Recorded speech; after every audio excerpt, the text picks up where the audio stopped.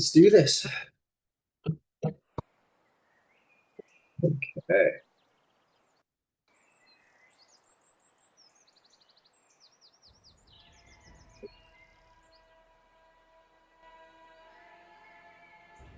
Uh, okay, welcome back, everybody. It's been a minute. So, last session was pretty interesting. Took some unexpected turns, admittedly, on my part. You guys wound up in the city of Thyia. Thyia was not doing so good. It had been hit by a great flood, deluge, if you will. And it seemed that flood uh, sort of wore deeply on the current king, the father of Candybus. And he he called for a sort of challenge, if you will. He said, if anyone can see to it that Thyia can be restored, if its people, can be saved, or more people can be brought here for reconstruction, whatever it is, whoever saves Thyia from kind of destruction, really, um, will gain his crown, for he did not want it anymore.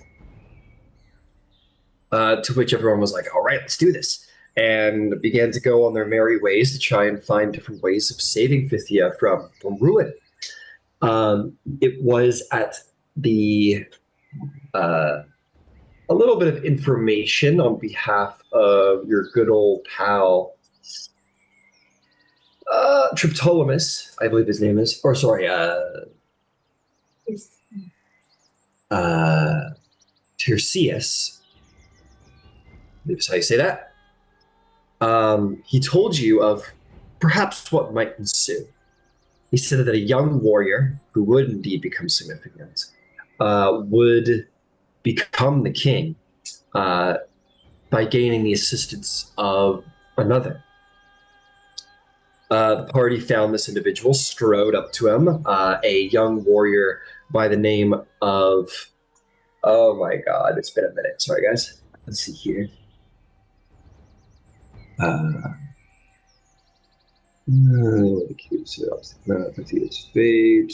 Peleus, excuse me, there it is. Young warrior Peleus. He was a little reluctant at first to let you guys all come along, but he did. And you guys followed him on a merry quest. You went with him to try and find the former king of Aegina. He had heard that the former king had turned, had mystically, through great favor from Zeus, turned ants into men, and thought that if he could enlist this person's help, maybe they could do the same thing for Thyia and give them more people enough to regrow and repopulate. So you guys followed along. You encountered much on the way, one of which was the river god, Sperchios, as he is called, the local river god who was enraged by the flood.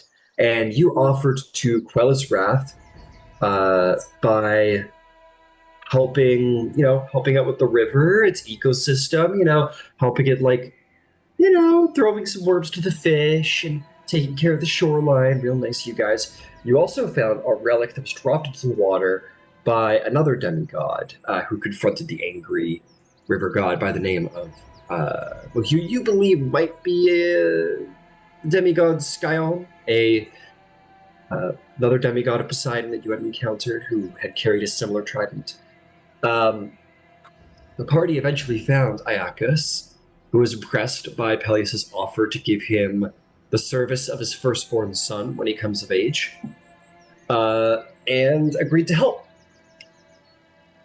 You also found the trident and gave it to Sperchios to quell his rage, and the river god was quite appeased, and he declared that the river should be safe to travel again.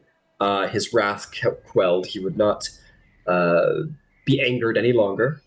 and let you keep the trident as a symbol of his favor and his appeasement.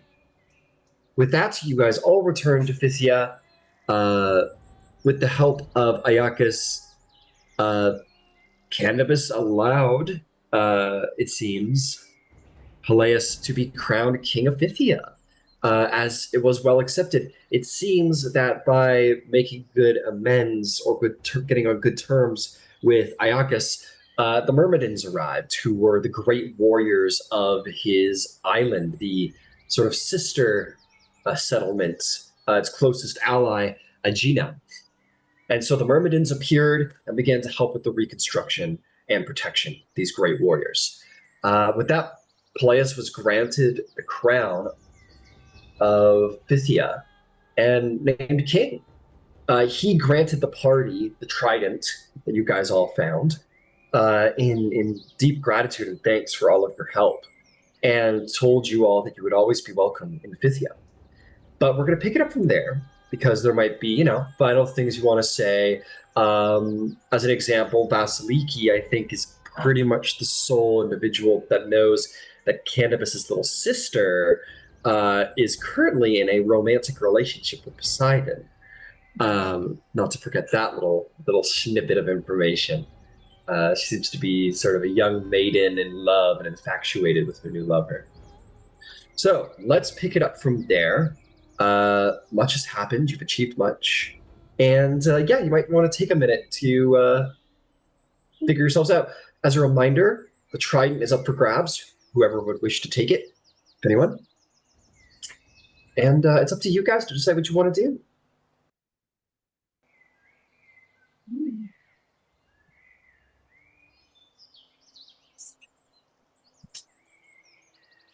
What does the trident do? Do we know yet?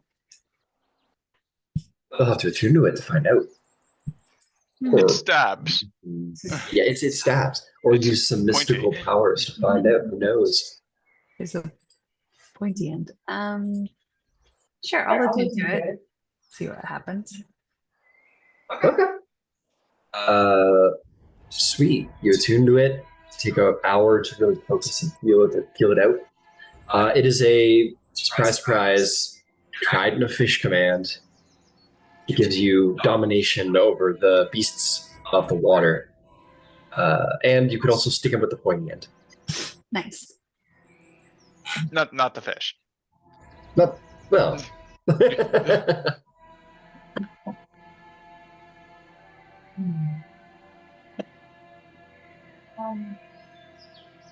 I'll tell the party what it does and say I much prefer my spear, but it's up for grabs if anyone is interested. Otherwise, we could save it as an offering for a god or sell it.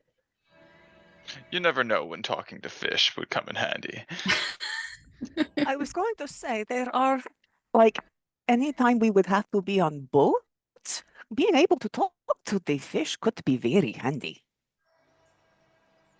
I do not have to make a decision. Yeah, I can already speak to animals, so someone else wants it. Well, it's not necessarily that is talk so to fish. Cool. It is command the fish. Yes, we do not wish to talk to the fish. We wish to command them to our will. Do all of the Amazons talk to the animals? No, I think that's more of a specialized trait I've picked up. It's just because you were cool. It is okay. I understand. But let me pull it up. If there's a difference between speaking with them or actually commanding. There's most certainly, yes. One is you cast Dominate Beast, and you make it do what you want. It is very the other handy. is gain information and talk to it. Yeah. So does that mean a fish could save? A fish could resist? Yeah, there's a save DC. There's a save DC of 15. So, but, it's a wisdom save. I Fish are command not the known to be goldfish. wise. The wisest goldfish in the pond. What do you mean it didn't work? I don't know what to tell you, man. Well, I'm keeping it. I'm keeping the fish. That's my fish now. I'm going to eat it and gain its power. That's how that works. I'm gonna say the Trident's got a way cooler name than Trident of Fish Command. Like, fuck. You know what I mean? We're calling No the wonder he Trident threw it in the river. What is that weapon? It's the Trident of Fish Command. Fuck, I dude. think I'll pass. Sorry. Yeah, I know, right? Like, why do they do this item so dirty? Trident of Fish Command. Someone spent like 2 weeks and 400 gold making it, and they're like, "Oh, it's Fish Command." Yeah. You can't talk to animals with it or fish with it. It's only dominate bees. Yeah. Domination of the wet beast. I think it's this useful thing. Maybe I do not. I will carry it. We can give it away. It is fine. We do not have to make decision right now. Yeah. Do you want to carry it? I'll hand it over. Certainly, and she'll. Thyia has two really weird weapons. One of her is like a mace, but the end of it looks like a giant fucking pine cone. Nice. And One of a trident. The deadliest shapes in nature. Yeah. They haven't discovered the coconut yet. Well, Yeah, that's actually a good point. Need a new technology You guys here can. for that. It's a good point. Like, I don't know. You're not going to attune to it. It's going to be like, I am the weapon of valor. Like, it's a tool to be used. So I will say this, just for fun. It isn't called Trident of Fish. You don't attune to it. It goes, this is the Trident of Fish command. You may cast Dominate Post-it. So you guys, if someone wants to give it a cool name, have fun. Is there any like engravings that would have been on it?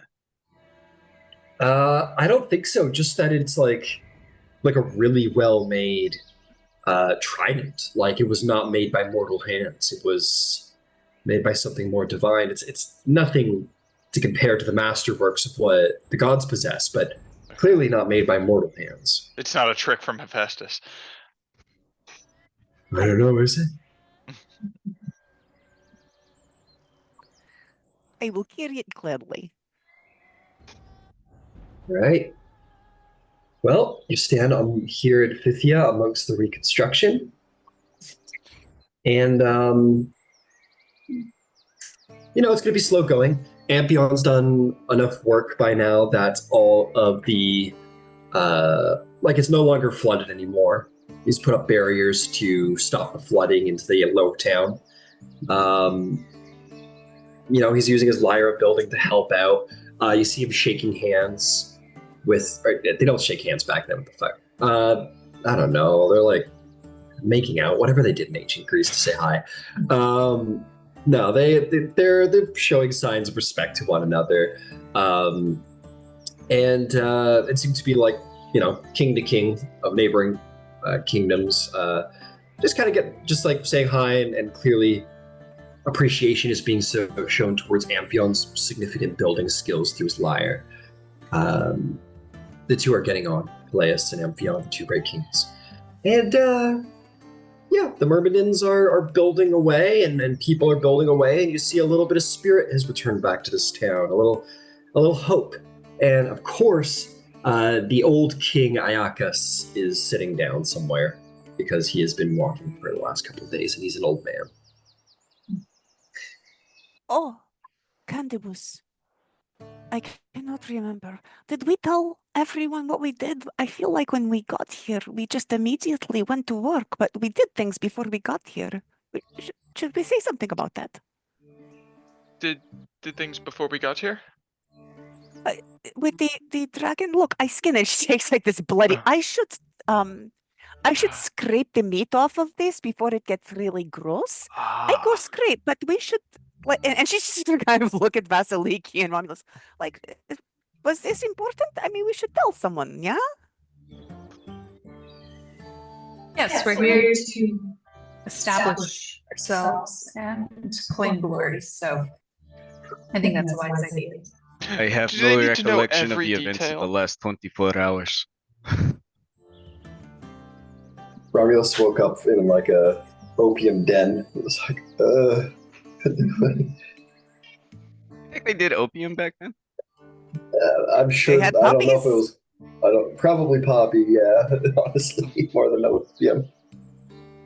They hadn't figured out fucking like anything medicine based, so I doubt drugs is really high up on their abilities. But smoking different herbs for sure. Probably. Just trying things. The history of the use of milk of the poppy and weed all over the world back even before like Egypt. Ancient Egypt. They found uses of it. Yep. Humans have been intoxicating themselves for pretty much as long as we've been a thing. Yeah, existence is pain. This poison ivy is crazy. You can really feel it in the throat. You really feel your face swell. Oh my god, no. Yeah, I feel bad for the guy who tried to smoke poison ivy. Just trust me, bro. It's a good idea. Just like the other thing that got Ricard fucking high the other day. Ricard. Leaves a 3. Then they immediately knew, okay, don't smoke this. No, it's itchy. Anyway. Well, I should probably go speak with my father, make sure he's secure with his decision.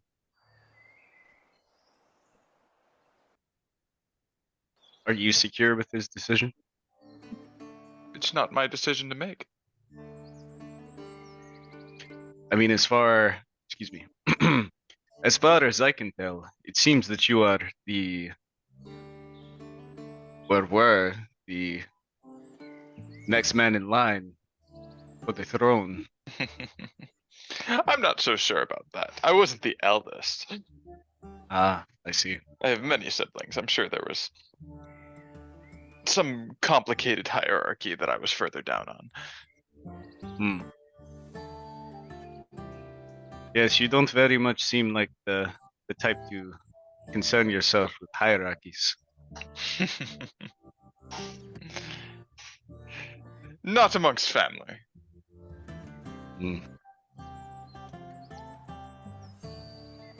Honestly, I'm a little relieved. Things could have got complicated and messy had it stayed amongst me and my siblings. Candybus, if I could say, I feel like maybe this is not the time in your life right now. Like, I could not imagine you sitting on a throne. I feel like you would be very bored. I agree. Like, you seem to want to travel and to do things and to meet people, and a king really has to sort of say put. And I feel like that would make you want to, like, bite things and not in a sexy way. I'll see at that point, King Amphion will have finished his things. He comes over. He goes, "Is that what you see us kings doing? Sitting on our thrones all day?" That is not what I mean. But at some point, right, you do not leave willy-nilly. You cannot just go out and be like, you are here working, doing important things that only you can do. Nobody else can do this.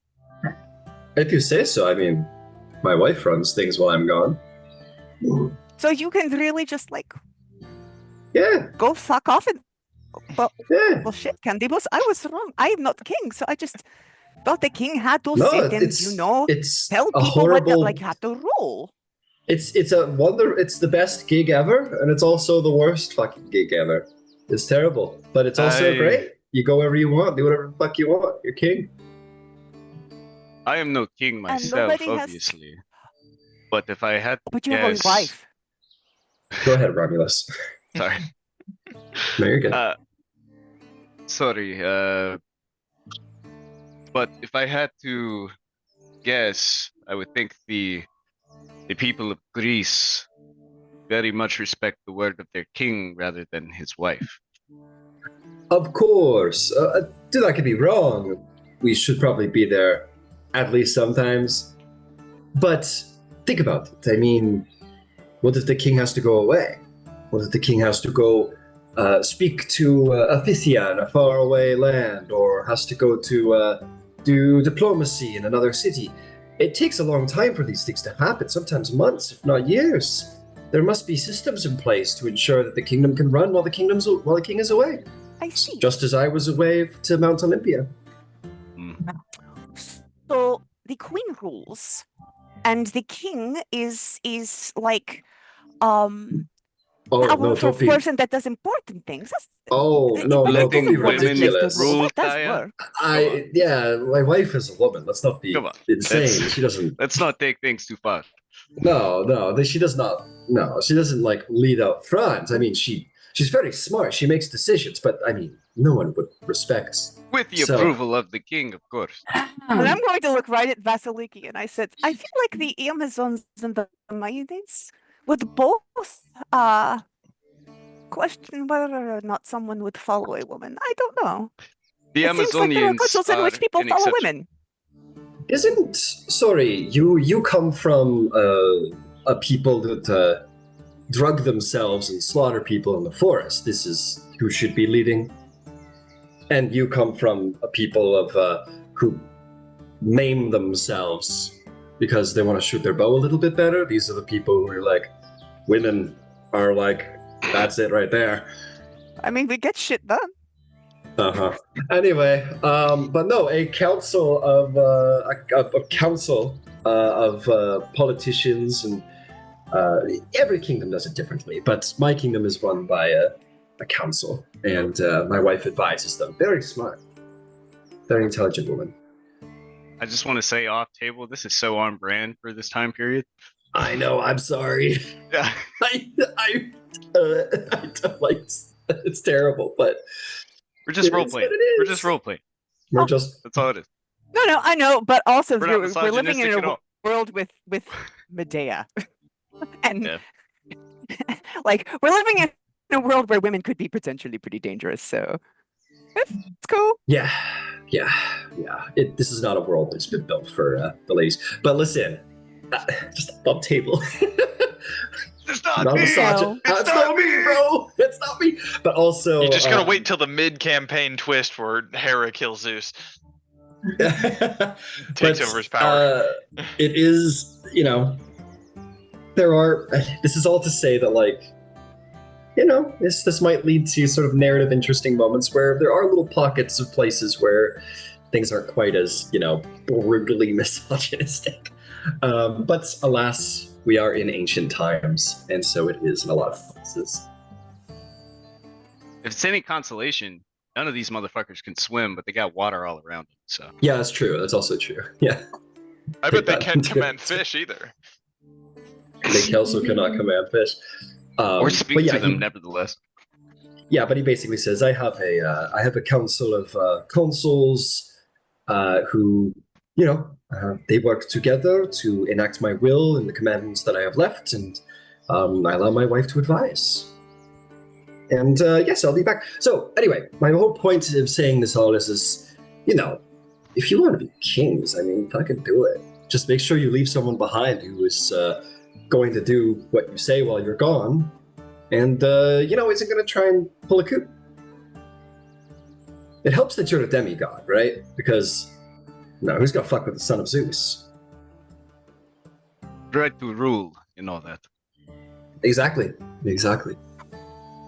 My only fear would be if I was away as king and a disaster like what happened here happened and I wasn't here to help organize relief. That would be a great burden on me. It's true. It is true. There are some risks in leaving, so you should, check in.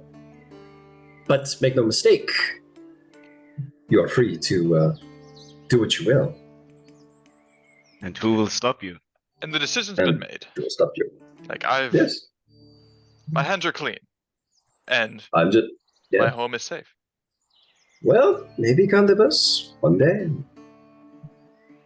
Later on, perhaps, when a spot becomes available. Who knows? Maybe you become king. Maybe you become King Romulus. Maybe all four of you become kings and queens. And you guys can all still go out and do things. Become kings and wives of kings. That's so Right? terrible. Regents are always needed. It is true. Let us not keep our hopes down. Anyway, just wanted to put that out there. Definitely not a sign from above that you guys can all be kings and mechanically above table. You guys can absolutely be royals and continue to journey in this adventure functionally. Yeah, so just, from one king to, future kings, perhaps future kings. Go right. And he's going to wander away and be done with that.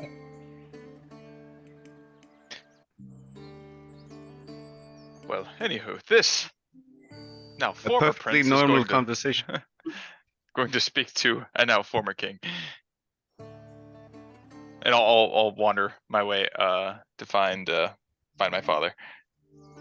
Your father, Deucalion, with his queen, the two of them kind of stand in the throne room and actually look like not your father does look like a weight has come off of him. You do see when you see someone's face and that face looks like it's meant to be frowning, like it's a face that's been frowning for a couple of years. It's like that. He has the look of somebody who's maybe kind of settled into a bit of like a frown or dissatisfied. He's been especially troubled as of recently. But you do see there is that sort of weight lifted, that sort of levity, maybe some life in the eyes, sort of underneath that face that has sat in perhaps contemplation for too long. So you see a little light turn to his eyes. You immediately see that all right, this is good. This is probably pretty good. At least for him, spiritually, I hope I have not disgraced our family with the choices I've made. He looks at you and goes, disgraced our family? How, Candybus, how could you have disgraced our family? What have you done? I mean, we're at least technically no longer royals. This does not matter. What matters is that Thyia have the right people to lead them, I'd say. And you clearly threw your weight behind someone you believed in, and that person brought us a solution. And more than that, seems to have already established important diplomatic relationships with our closest allies in the island of Aegina. And more than that, it seems, has very quickly shown himself to be good at making fast friends with other kings, with Iacos.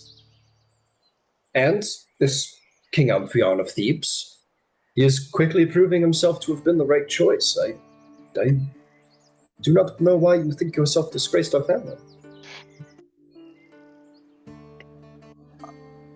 I just wanted to make sure you thought it was good decision. Well, I think so. Thyhia's rebuilding. Alliances have been made, and well, you tell me, Candybus, do you think you have made the wrong choice in what king you put yourself behind? Do you regret the decision? No, I don't. For a second, it crossed my mind to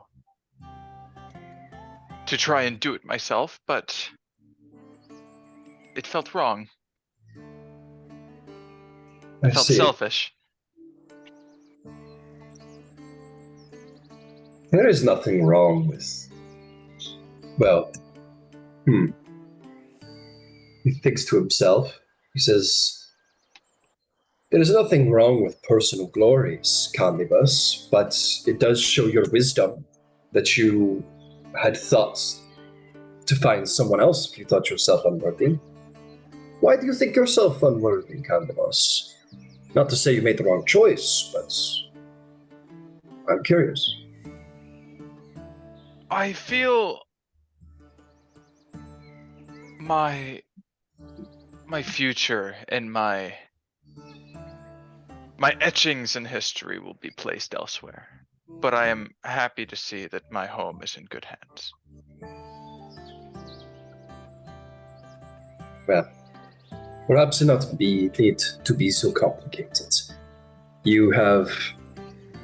I think you have honored our family by supporting someone who seems to be worthy of the crown. So be proud, Candybus, and know that there is no injustice thought. The time of Deucalion, as the king of Thyia, has been long overdue to be over. I have led this since the Great Flood, and I think I will travel. Your own journeys inspire me, Candybus. Mount Olympus, what a place. I don't know where I'll go, but me and your mother, I think we will travel some, see the world, what it's become. I think I'll do the same.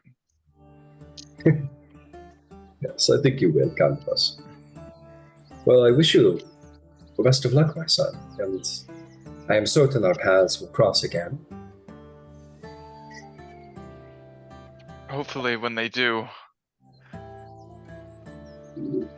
there will be great stories about the accomplishments I've made.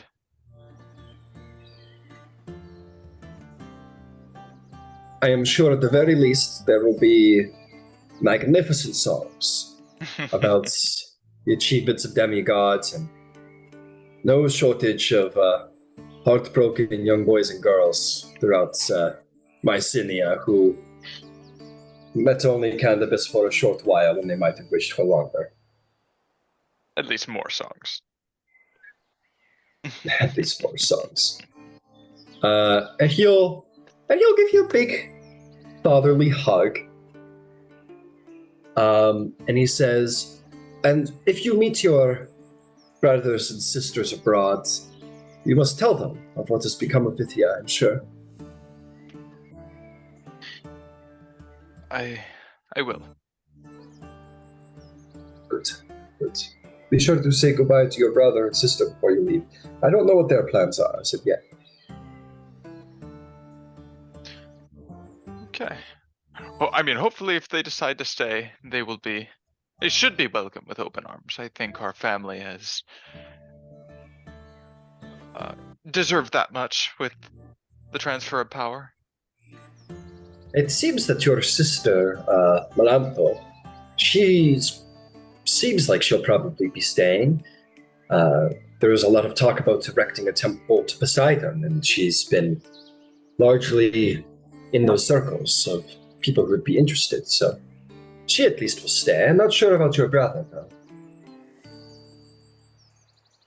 And just above table, do we remember which brother was present? Amphictyon. That's right. Okay, thank you. You said, I think. He goes, but I'm not sure about Amphictyon. He's probably feeling a little wayward right now. I'll speak with him.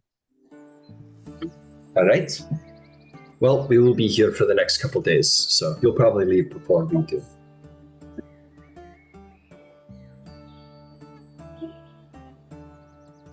And I'll turn to my mother and say, thank you. Thank you for everything you've done for me.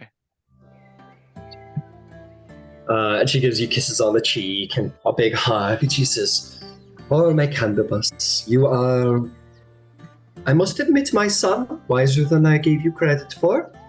I thought I had a bet with your father that you would hop on that throne the moment that he made the declaration.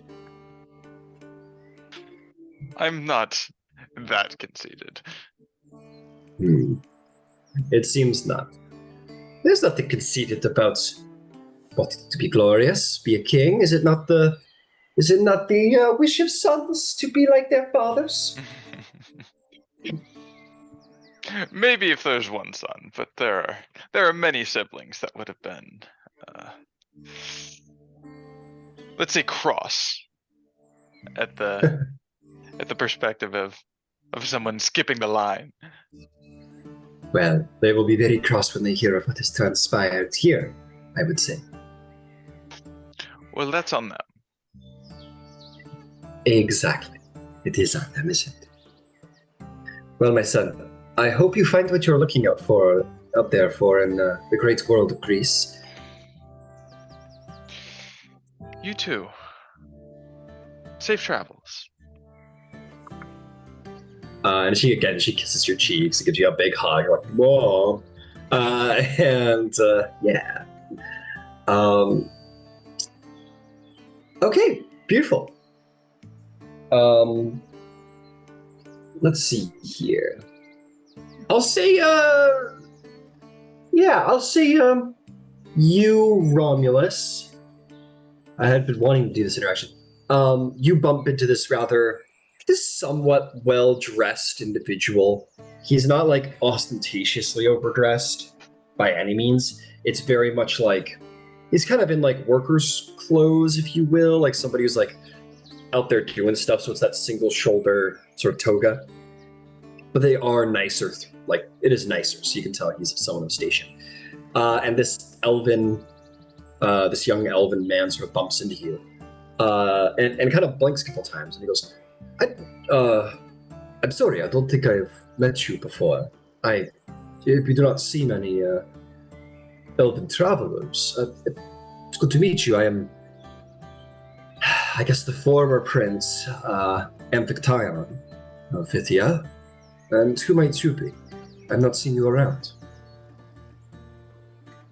I would not be surprised that you have not seen me around. I am fairly new to the area.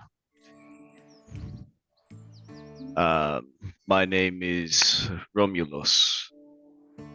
Romulus. This is one of my brother's companions. Is your brother Candybus? He is Candybus, my younger brother. Well, yes, indeed. I am one of his companions. Well, it is good to meet you. It's not often that we see other elves. It's interesting. But good to meet you. And I hope your travels with my brother have been, well, as exciting as I can only imagine that they are. There have been some more than a few exciting moments. I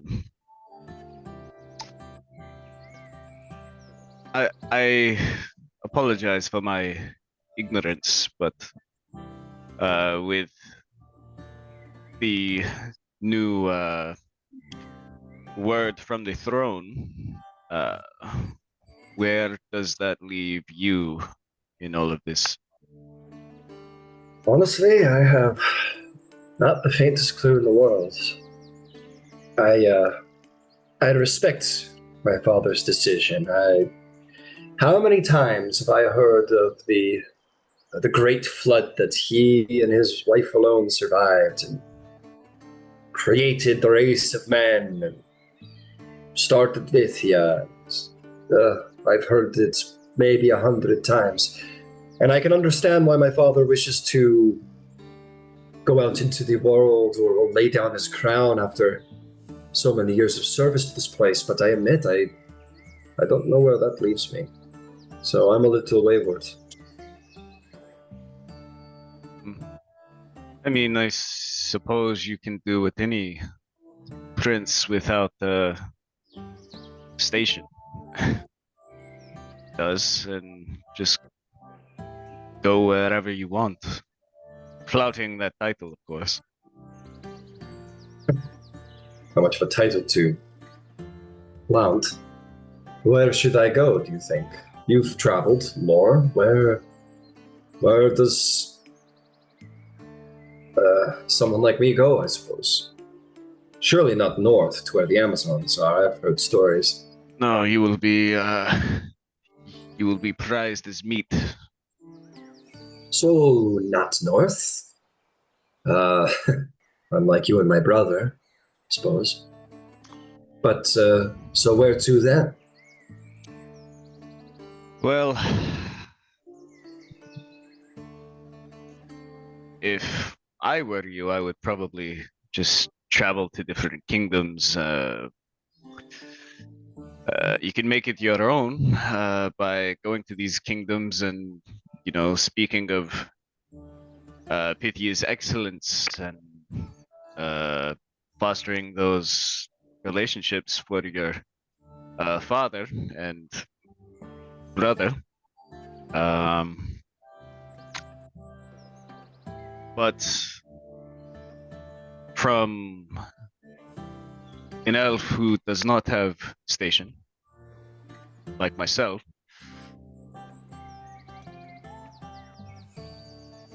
just wander. Find the true beauty of the world. See it for how it really is, away from the bureaucracy and the corruption that man has tainted the world with. Huh. You don't think much of governance in cities then?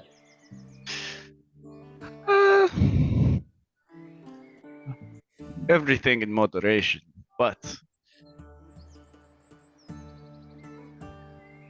I do not mind cities and governments, just as long as they are not ran by tyrants. Those who would seek to benefit from their people's suffering.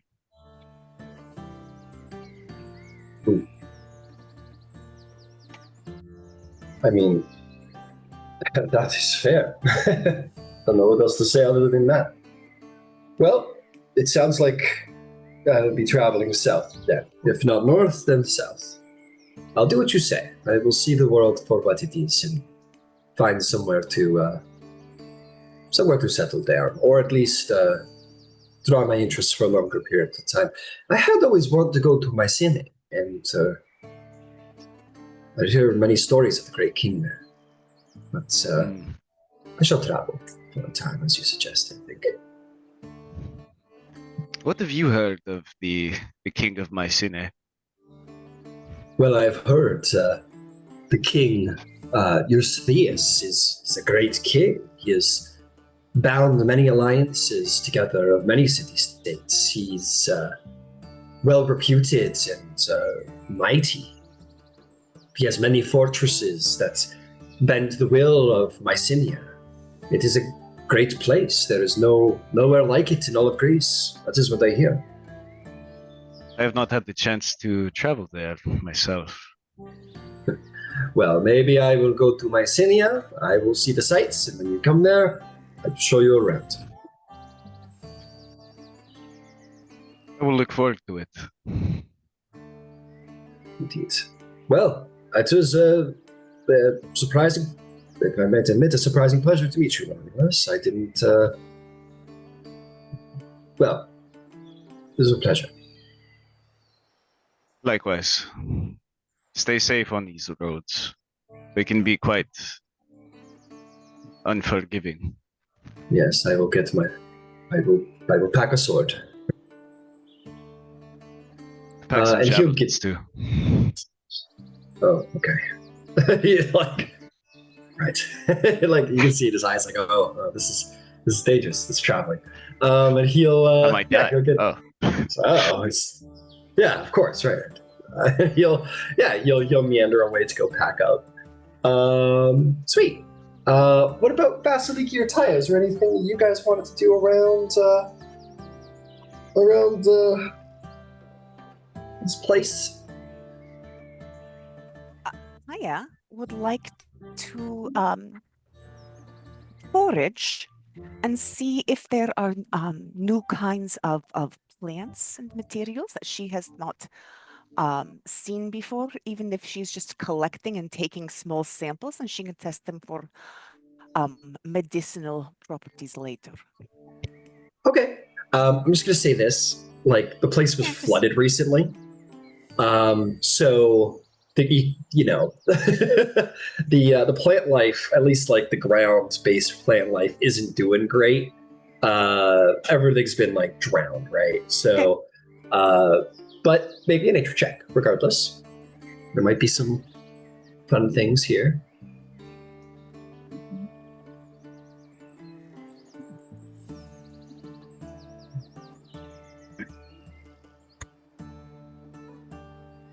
Sorry, I wanted to see what I am adding to this.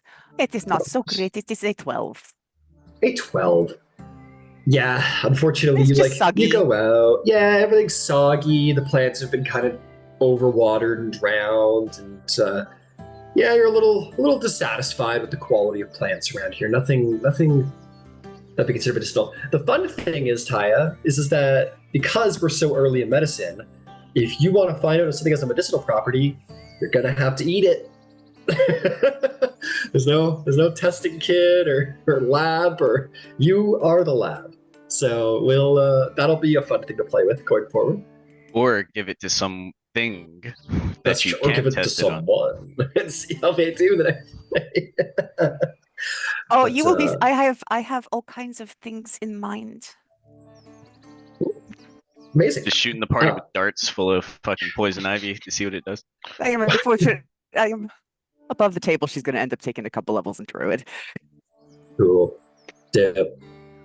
But yeah, I'll be excited to see you take some, because that's how we're going to do it. I mean, the start of medicine, there's only one way to find out if something is medicine or not. Incredible. Okay, cool. What about Vasaliki? Vasaliki, you've just been stirred up a little indignation for being a woman, if that's something you wanted to deal with, or if there's something else you want to do. Maybe you wanted to go talk to the star-struck Melantho about her new lover, or anything you want. No, I don't really have anything in mind specifically. Like, I'll say goodbye to Melantho, but I don't need to like play it out or anything. Okay, you're just like ready to get out of here. You pack your bag, you say your goodbyes, no problem. In that case, I'll open it up and say, is there anything anyone else wishes to do here in Thyia? Candybus, you want to say bye to your brother? To your sister as well? Yes, of course. Of course. I'll say you catch up with both of them. After maybe you kind of like stepped outside Candybus and saw like Romulus speaking to your older brother, and your older brother looking a little like very much nodding his head a little bit in that way of like someone who's taking guidance from someone who's like, oh, okay, oh, okay, I'll do that. Yeah, and he makes his way over to your sister, who is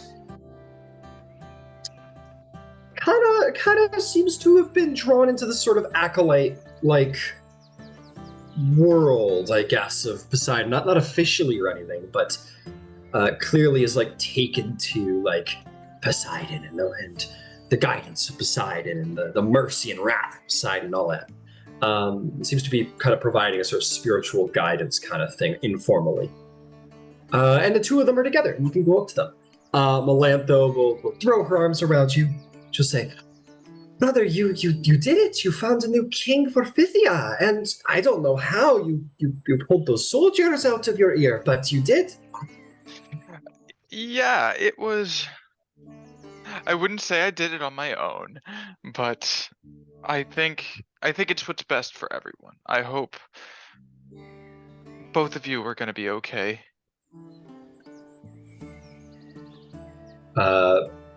Melantho just beams and smiles. She goes, of course.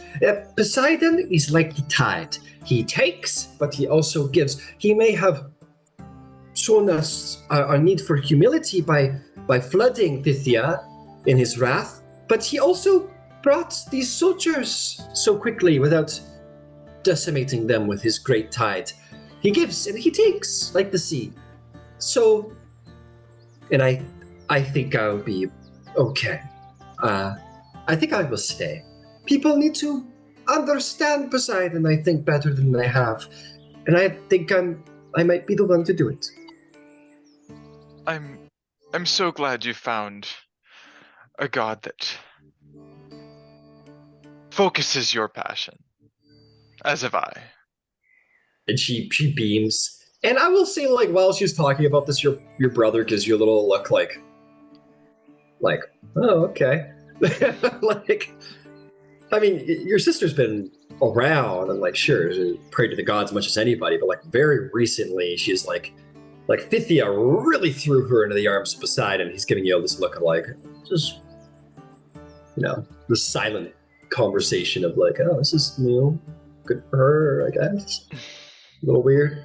But he does pipe up and he will say, so, brother, what's next for you? You continue to travel with this king of Thebes and see its great walls we hear so much about? Yes, that I believe is the plan. Good. And then after that, who knows? Who knows? I've been planning to. I talked to your friend Romulus, a very interesting man. Isn't he? Yeah, well, he is an elf like us, but he is not a prince. He does not come from royal blood, and he has traveled. So he gave me some good advice. I'm thinking of traveling south to see Mycenae and see the lands between here and there. And I don't know. Maybe I'll see you there one day. Who knows? I hope I do. Carve your own legend in the history. Oh, I have a lot of big brothers ahead of me, and sisters, and so on, and even my two youngest siblings, one's apparently becoming a priest or something, and you're a demigod, so, well, we'll see about legends. Hey, we are of the same blood. The blood that pumps within me is also within you. It is true. We are technically all, technically all the same kind of divinity that you are, but we didn't receive the call, you did. I guess the blood just must be stronger in your veins. Or the god saw something in you he didn't see in the rest of us. Give it time. It's never too late.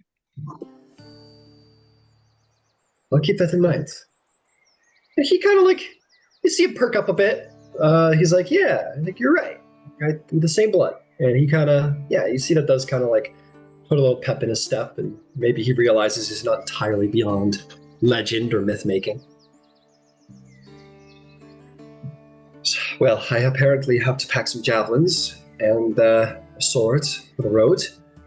So I gotta go do that. But I'll see you down the line, Candybus. We're long-lived. I'll see you. I'm sure. He'll give you he'll give you the, this thing, the chest, and the fucking, I don't know if he's quite a warrior, but he will give you like the brotherly like that, and you guys will kind of bump shoulders in that, and your sister will kiss you on either cheek and say, well, you must return to Thyia and see the temple that we're going to build. Oh, yes, of course. I can't wait to see. Oh, I can't wait either. Things are looking up, brother. I know it. The city will be in good hands, especially with you here helping oversee it. And she smiles and beams, and again gives you another hug, and then she will meander off to go tell someone about how cool Poseidon is. And it's very weird. This is like that sibling you had who's just like never really thought much about religion, like too much, and it's just suddenly just really gotten into it. Right. Am I getting the does it feel like love to me? Well, if there's anyone who would know, it would be you, wouldn't it? Make me an insight check. All right.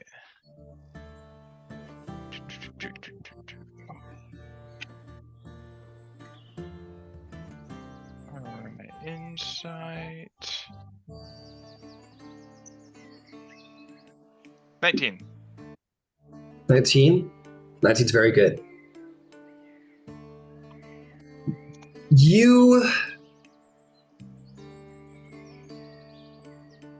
Let me put it this way. I imagine Candybus is a bit of like, he likes collecting flowers, you know? He's been around with a couple of people, given them some first experiences, and maybe seen the after effect of those first experiences. I've been with the best of the infatuation. best and the worst of the worst. That's right. You've been here and there, and you've certainly come to recognize the infatuation of a young maiden. There is, I won't say that you know it's Poseidon, because that's huge. That's huge. But you definitely see something underneath the religious fervor, and you're like, is it that she's into Poseidon, or maybe she met some priest of Poseidon that she's really into right now, or maybe there's some other guy, or you definitely see that there's some kind. You're like, okay, this isn't just religious fervor. She's having her like first love thing going on here. You feel it pretty hard.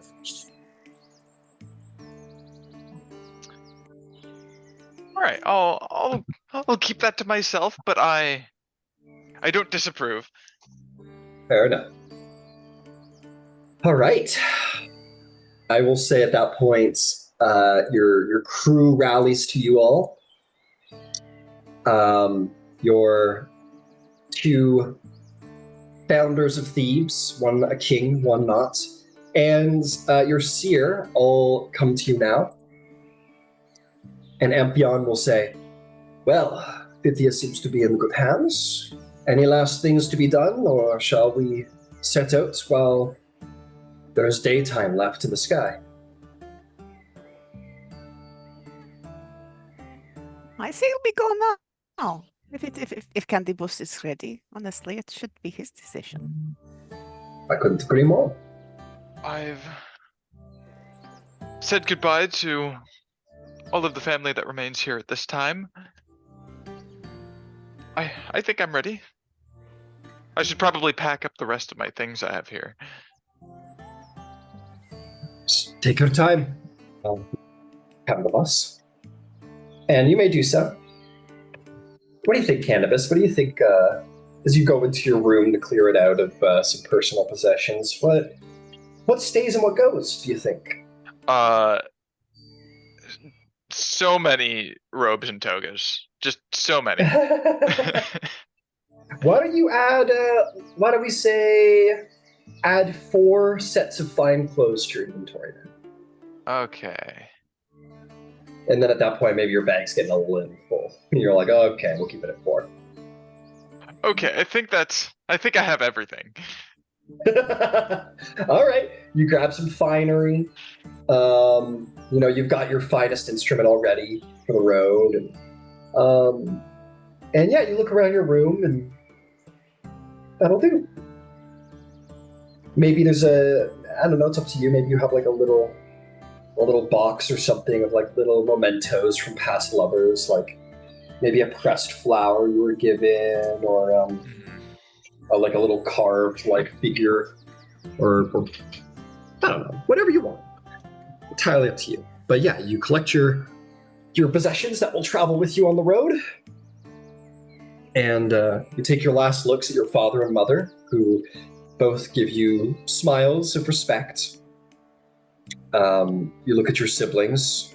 You look at your siblings, who both seem to have direction, which is good. And the King Peleus has been, he's still wearing like his simple robes, but he has been endowed with like kind of that red sash of the politician, the king, and sort of like sits on the throne with a sort of getting used to this kind of thing. Like he's just been plopped down. He's like, oh, okay, this is kind of uncomfortable. You can see, and he sees you, and no words need to be traded, but the king, as they're not really supposed to, bows his head to you in respect and thanks, knowing knowing in these things that you are welcome back. I reciprocate. And with that, you return to your merry band.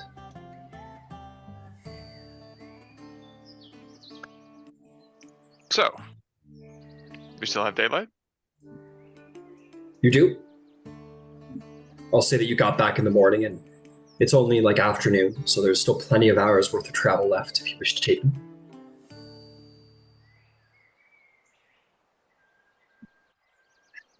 Then we should get on the road. And so the road calls. And you guys can get going. Zethus, the brother of Amphion, will say, "Good night, crew, gang. We will travel south, make our way through the mountain pass that divides Attica from Thessaly, follow the river, and we'll probably stop in Orchomenos, the city between here and Thebes, briefly, and then travel on to Thebes, and we will be home very soon. See what news we can come up with, eh? But plenty to do, plenty of travel to be had." And with that, the road goes ever on. All right. Let's see. Let me pick a little. Yeah, we're going to pause the Greek music because now you're out in nature.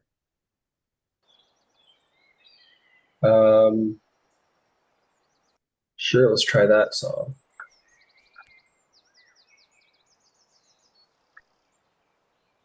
All right.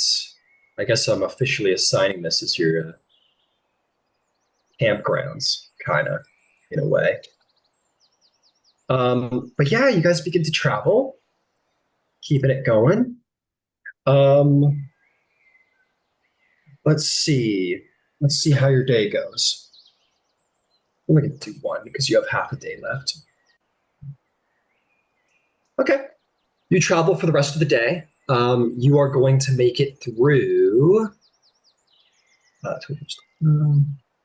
You make it through the mountain pass. There's a road that leads through it easy enough down the river. And that river leads out to about there. At the end of the day, you guys, a little roll here. Yeah, at the end of the day, you guys get to this river. And I'm going to say you guys stop at this like waterfall. This like nice waterfall comes down out of the mountain and sort of pours down into this river and leads downstream. And yeah, Zethus will say, "This is good. This river will lead us right to Orchomenos. It will be very hard to get lost from here. But let us make camp for the evening, and we'll keep going tomorrow." Can I roll for my map? Of course, go right ahead.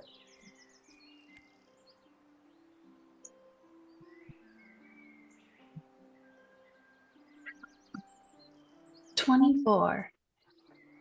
Yeah, I'll reveal a little bit more of the, what is it? Fog of War, that's what it's called. 1, 2, 3, 4, 5, 6. Go. All right, Fog of War being lifted as we speak.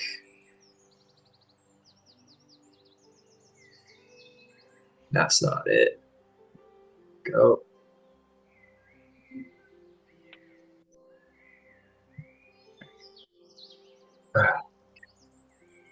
See here, map.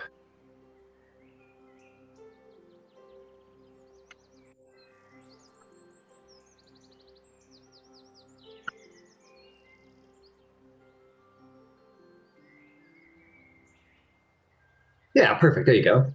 So you guys followed that little river south, which led into that river that it disconnected from. And yeah, you know that river leading south is going to take you there. Beautiful. Let's see what things look like this year. I got good news, kinda. Not really? I finally rolled a random encounter. So let's see how that goes for you. I guess we'll consider you guys in forested terrain, since you are at the base.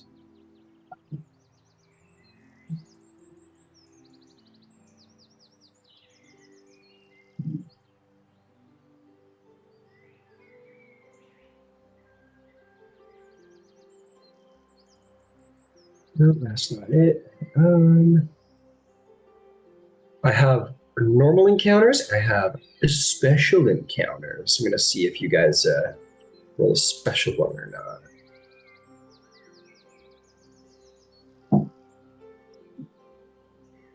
Okay. Yeah. Okay, I'll tell you guys what. Somebody roll any even-sided dice. If you roll an even dice, I'll roll on the mythic encounter table that I've made. If you roll odd, we will roll on the standard encounter table. Let's see if there's a mythic event. Whoa. Ooh, Here, I'll do it. Alrighty. 15. 15. Okay, so we will have a standard event. It's A-okay.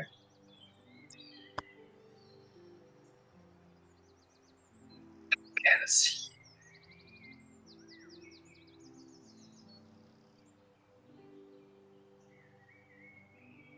What?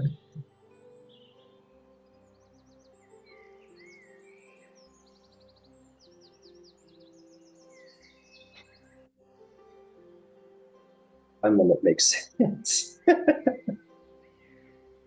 Ooh.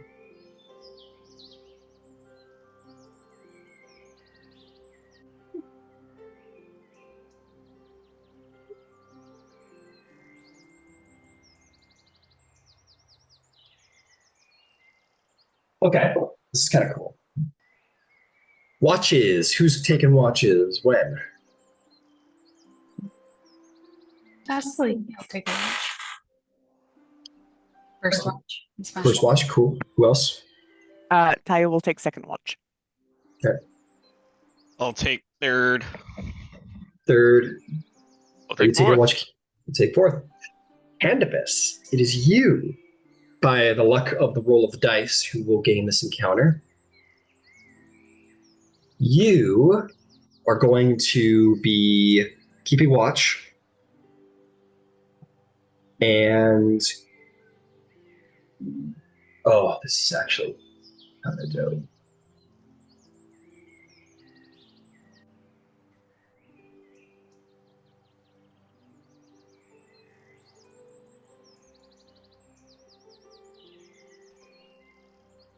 Okay.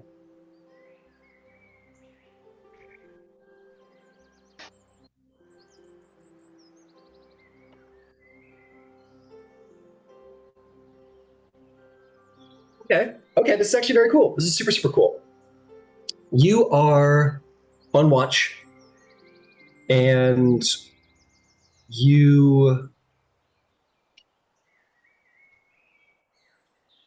What's your passive perception? Sorry, I'm putting the pieces together in my brain. Random encounter. Right? Okay. I knew this wasn't going to be a mythic encounter, but apparently it is a little bit, kind of. A little bit. Okay, my passive perception is a 14. Yeah, you hear like nowhere nearby, but you hear some like twigs snapping, like rustling in the bushes. Something not dissimilar to like the sound of a deer, and it persists. So usually, like you'll hear this and be like, "Oh, what was that?" And then it'll probably go away after it sees the fire, but it does not. Make me a perception check. Okay.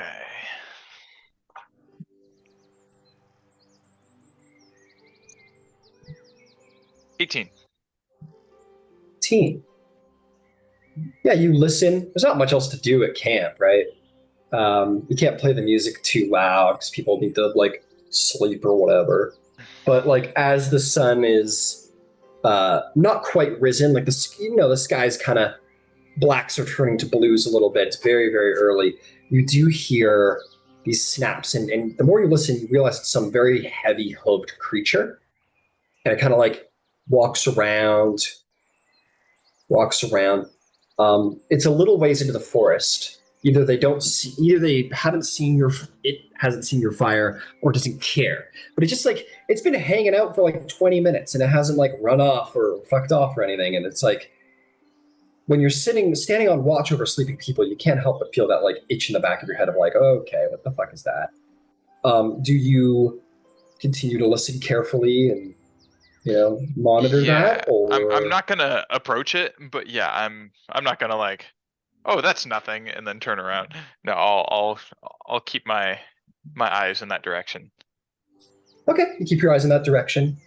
Are you trying to like spy it? Is that the idea? Yeah. I'm not gonna get like too close, but yeah, if I can see what's causing all this ruckus. Yeah, you're not going to leave the party, but you want to see what it is. You look, squinting your eyes. What the hell is that? Let's see if you're lucky. There is a certain point where, like deep, deep, deep in there, you do see this. You do see this really tall, strong of body, bare, actually not bare-chested, wearing like very nicely woven animal hides, sort of modestly, but thick, long, large beard and hair. You kind of like spy it way deep in there, like you barely see it. You're leaning in and squinting your eyes. And he's like pulling leaves down, looking them over, putting them back up. And it seems to be gathering. And you notice that it's in tandem with the hooves. And you do eventually see its lower body, and you realize this is some centaur, and it seems to be on its own, and it seems to be gathering plants, seemingly uninteresting plants, like not food. And it's like inspecting leaves and whatnot. And yeah. You don't know if it's noticed you guys or not, but it seems to be fairly easily, without concern, gathering.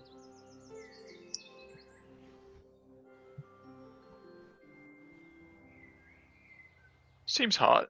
So I'll go over there. All right, you kind of get up and make your way into the wood. You approach kind of cautiously, I'll carefully. be like, yeah, I'll start playing music really softly, so it's not like, as not to startle. Absolutely, you announce you're coming with a very soft melody, so as not to surprise. You hear him kind of stop and listen as you approach. You see he does have as you approach, you do see like across his horseback, sort of forward towards the side are like bags, almost like saddlebags, if you will, stuffed with like herbs and various plants and whatnot. And as you approach, he looks down at you. And as you finish playing, he kind of nods a little bit and then says, hang on, let me get this right.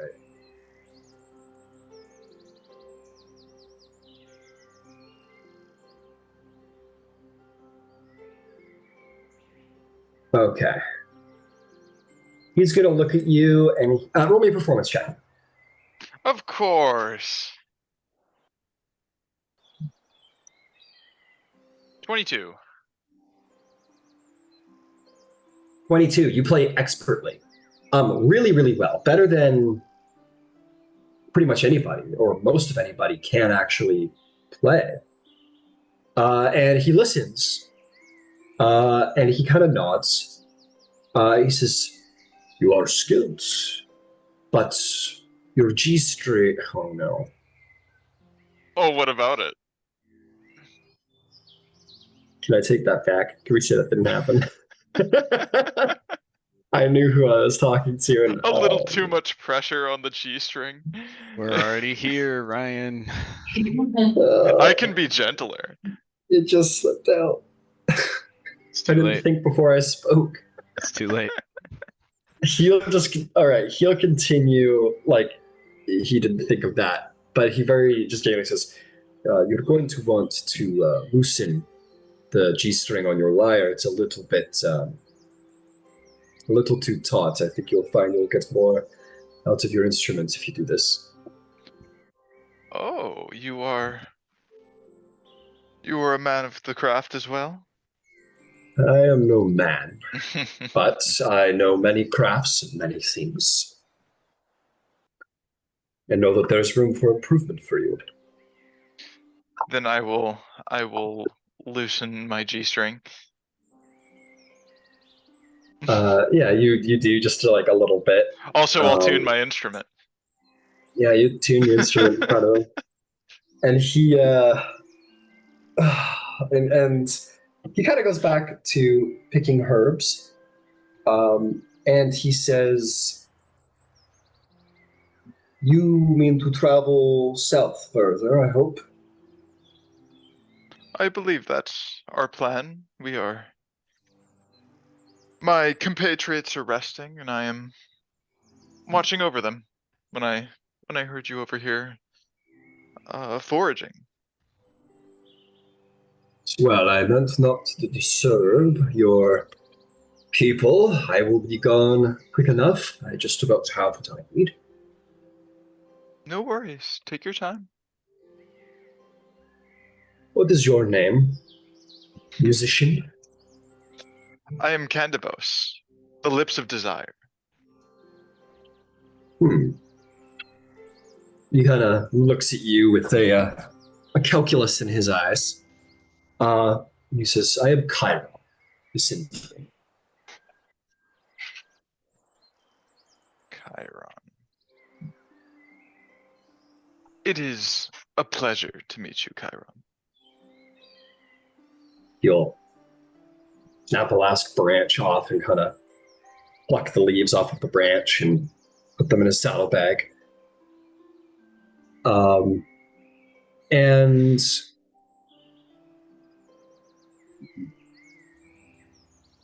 yeah, he'll say, "Do you and your company have all you need for the travels?"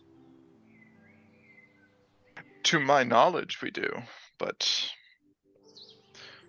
who's to say we run into something unexpected? You most certainly will run into something unexpected. Well, before I go, my last question would be, do you have any news or knowledge to trade? News or knowledge? This is my trade, my crafts. If you have news, I would know. Knowledge, I would compare to see if it is anything I do not know, which, as far as I am told, is scarcely little. Well, we've just come from Thyia. They were ravaged by a flood, but are on the mend. They have a new king presiding over them and have made new alliances in the region. I see. Excellent. Well, very good.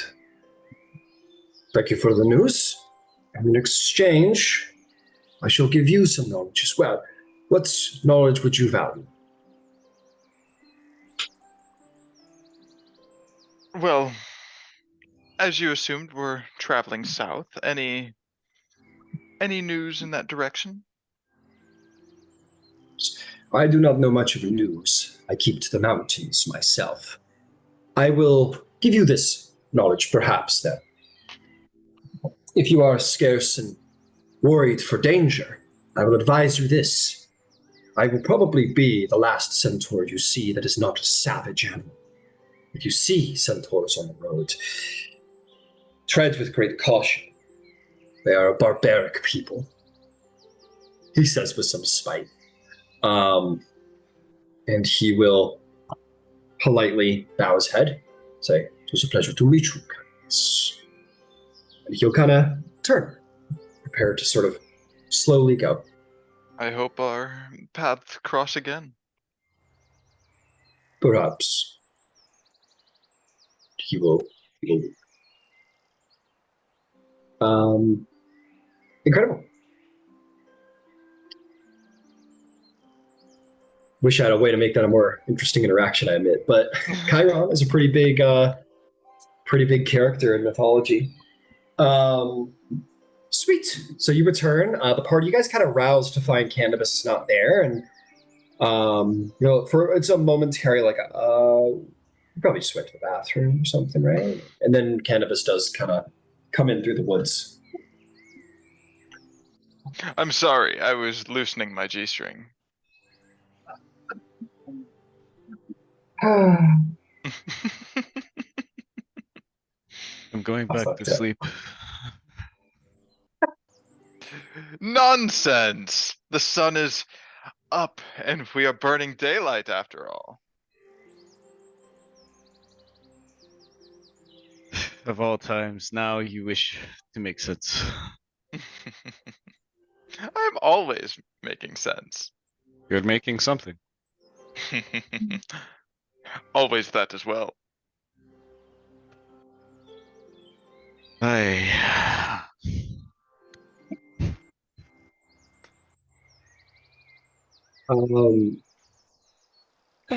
Before we get going, and before it's light, so when it's still dark out, I want Vasaliki to rise and make an offering to Artemis.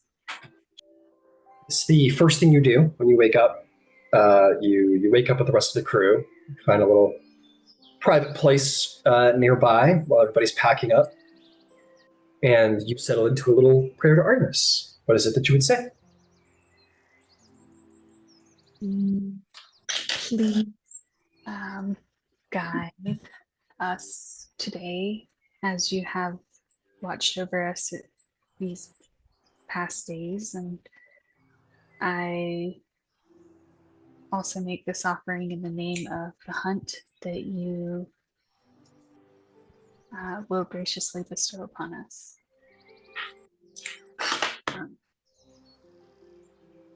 Right. You do this, and you do feel some resonance there, Vasaliki. It's not often that one feels like a direct anything from a prayer alone, but maybe it's you yourself knowing that you have sort of done as proposed and initiated this, but you feel the drum in your own heart, the drum of the hunt, the excitement and the thrill of it sort of take you just for a moment. Maybe your heart beats a couple of times in realization that a worthy hunt shall begin soon, as promised by the goddess. You need only keep your eyes sharp. Okay, beauty. With that, travel can continue, can commence some more. Tiresias rises. Let's keep traveling down the road. Did we leave somebody behind? Where's that? Where's the horny one? The one with the who likes to eat. I am noticing he is not here by how my breakfast isn't delicious. Xanthos. Yes, what happened to him? What did happen to him?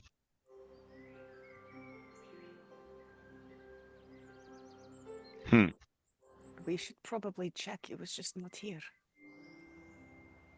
No. Yeah, you guys will all look around, notice that Xanthos that he's just not with you. He's been on occasion known to just sort of slip away, and it seems that he is Irish goodbye on you a little bit. maybe, or you missed picking him up or something, but he's not with you. I we can check. We have thing to check in. Yes. Is this when we sleep?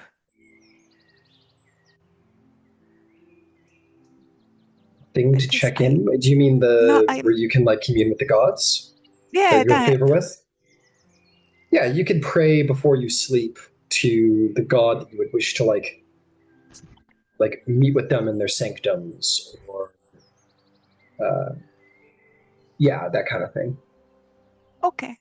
So you can at your next long rest be like, yo, but you have to do it with a god that you have 2 points of favor with. No, I understand. I could not remember the specifics on. Okay, thank you. Yeah, no worries. And as a reminder, if anyone ever wants to remind themselves of the specifics, in the handouts at the very, very bottom, there's a folder that says mechanics. And if you go inside, it will give you everything you need to know about the favor system in this game. Zethus rises and says, well, that's too bad. But are we going to keep going, or are we going to stay?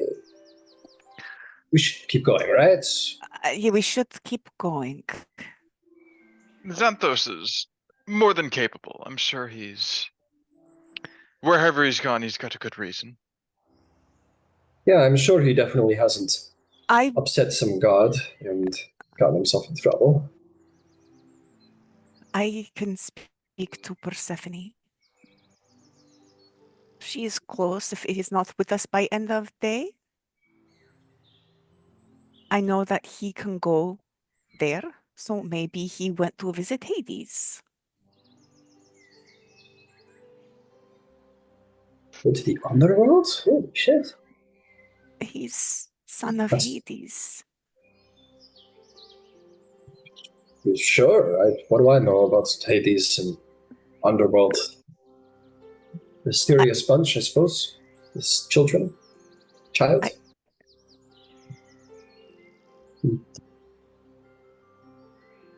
I will pray and I will ask tonight, but we should continue in direction. He knows how to find us. Sariah says, I'll pray for a better breakfast. Hestia. Is everyone a fucking cook of my cooking? I mean, of a critic.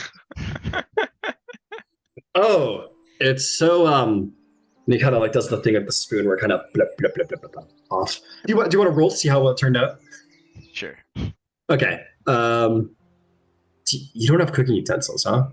Nobody here has cooking utensils. Any kind of. Got a nice set. Okay, I will just say roll me a nature check to see how well you probably caught something and spit grilled it. I have a pan flute. Great. It'll be a 7. You guys are basically eating like burnt jerky this morning off of some rabbit, plural, that was hunted last night by probably Vasaliki or Romulus himself, and it'll keep you alive.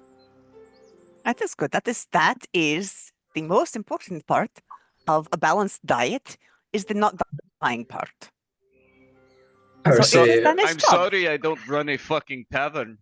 Okay? Perseria says, I disagree. I think there are more important things than whatever balance means. But it's fine. It's fine. Thank you, You know Romulus. what? You know what? I'll take What? yours. I'll take yours. It's No! okay. It's okay. I'm hungry. No, you don't want it. You don't want it. Fine. Fine. I'll just eat my road nuts and berries, I guess. Yes, I believe I have some leather strips over there that you can chew on. I hate eating nuts in the morning. They dry out my mouth. You fucking. He just goes over behind a tree, and you can hear him like literally almost pulling his teeth out, trying to eat the jerky. Parsarius like looks up as Romulus is gone and says, I foresee that we will find someone who can cook better. Yeah, yeah, you're in the back of the your teeth hurt. You're like, you're a demigod, but yeah, oh my god. My B12. Oh no. If you soak it in water for like 15 minutes, it is not so bad. It is just Oh, kind of chewy. you hear from behind the tree. Oh, so now that everyone knows how to fucking cook. Okay, this is wonderful, wonderful. You hear another. Look, we Yeah, just need to you find a are. river and we can just command the tastiest fish to hop on our trident. Prosarius caught up. Yeah, let's do that. Actually, let's do that. Better than whatever this is. I mean, whatever that was. I'll just eat my berries. Let's throw something at him. Cool. With that, you guys can continue your travels. All right, let's see how your day goes. Your journey will be fine. It seems that Vasaliki's private requests from the huntress will keep you safe on the road as you travel. Is there to be a roll from Vasaliki to see if she maps out the route traveled? Alrighty, go for it. 14. Nice. Hang on, I'm trying to get you your map filled in a little bit here. Oh my god, work with me, goddammit. You son of a bitch. There we go. Beautiful. There, a little bit more river. Whoopee. Yeah. Yeah. Okay. Vasiliki, you have made your prayer. What is your passive perception? 15. 15 is what I heard. Okay, give me a half a moment, and we're going to figure out your hunt. It seems like that's what we're doing today.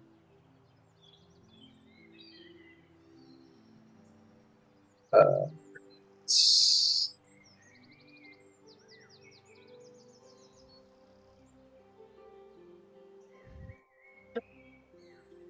Hmm.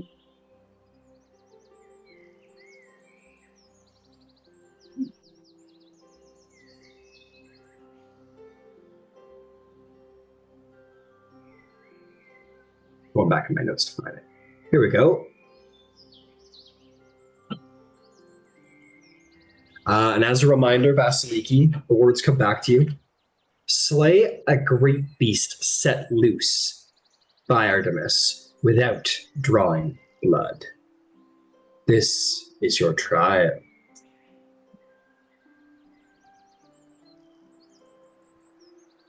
So you're looking for a great beast, something greater than what would normally be hunted.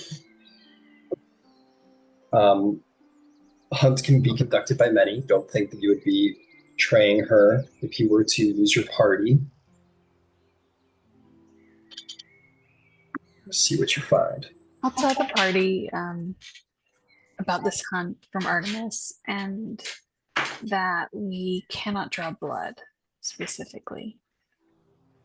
We must slay the beast and not draw blood. That's the challenge. Well, how are we Slay the supposed beast. to do that? Strangle it? Yes, actually, we grapple it. Either that, I but suggest we should command the beast to be slaughtered. Well, no, slaughter suggests that we cannot have blood. We could drown it. So I suppose we could talk to the beast and have it surrender. well, she said slay. Queen. Plain It's like, blood? do we Snake have to Queen. be the ones to Sorry. to draw the That blood, was bad. or not draw the blood, or is it just no blood at all?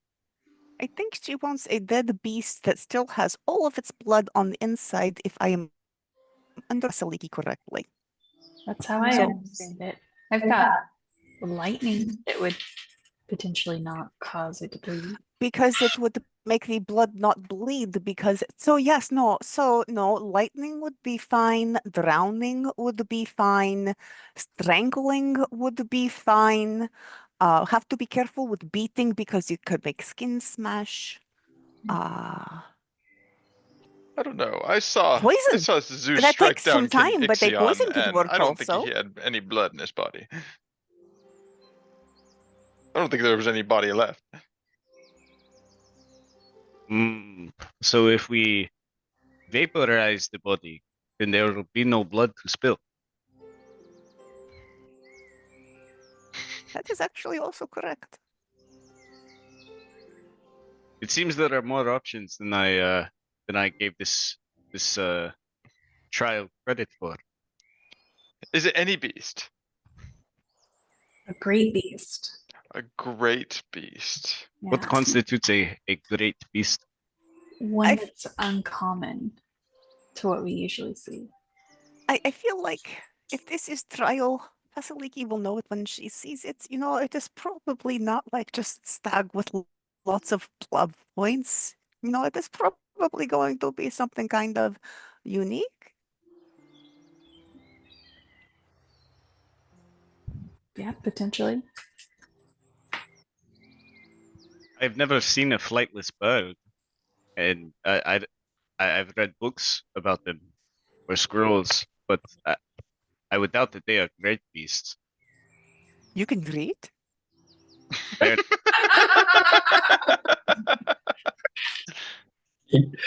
Boom, roasted.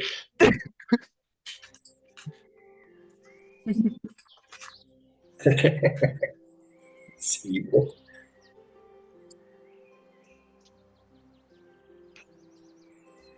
I guess we'll know when we find it.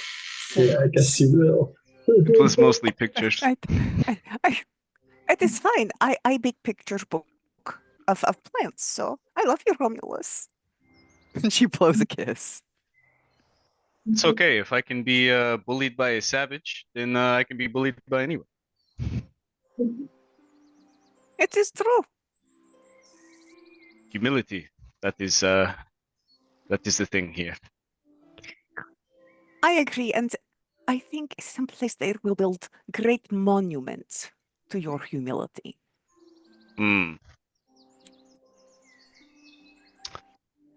Or something.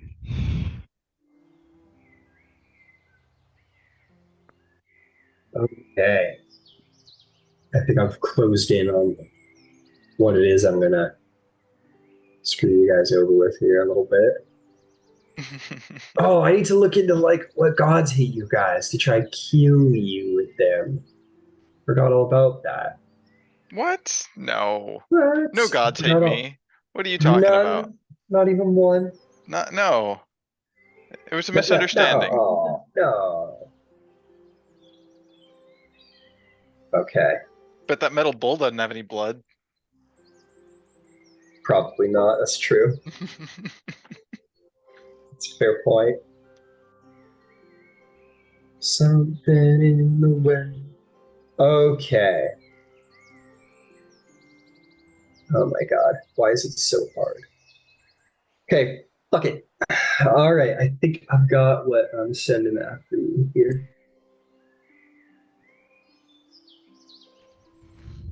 Okay. So, Vasiliki. You perception is going. You're trying to keep an eye out for something unusual, something particularly dangerous, and you are going to find some tracks that put you on to the hunt a little bit. You are going to find. Oh my god! Hang on, I'm gonna sneeze here. You find like wolf footprints, but they are big wolf footprints. They're maybe more than twice the size of any wolf you have ever seen in its tracks before. And this is surely a beast that is beyond what would be considered normal. You can make a survival check if you wish to figure out which way you're going to. Okay. I'll tell the party that I found the trail of an extra large wolf.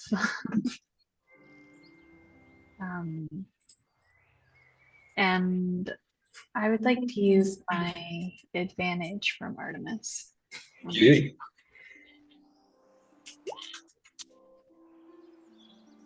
20. 20. Yeah, you find the tracks. It's gonna. Hang on. You find the tracks of this thing. It leads off the trail, so this is definitely a diversion, and it will stall your travel. But you do find it sort of around the end of the day. Who knows how long it'll take, but you do find them.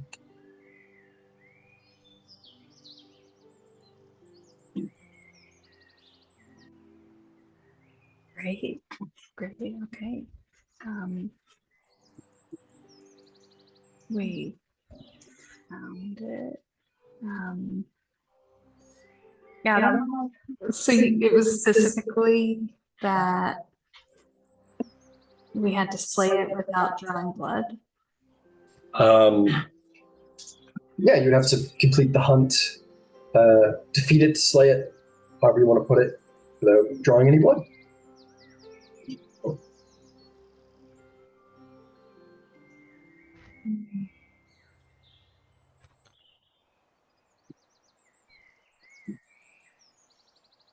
We could try trapping it. Maybe that's a form of defeat.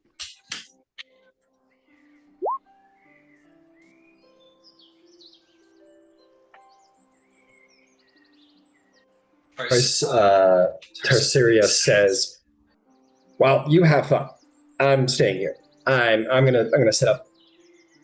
I'm gonna sit on this rock. You enjoy slaying your creature. I'll be here. It's good at this." Amphia kind of rolls his eyes and he says, "I'll keep an eye on our great prophets." You don't want to give us some insight onto whether this will be successful or not? You can't see anything. Thyia says, I say it different every time. Every time I say his name, I feel like I say it different. But anyway, Thyia says, "Okay, let me see what I can conjure up for you." I mean, if it's such a burden, you don't have to. I foresee that there will be more than one way to defeat this beast, if you are clever and wise.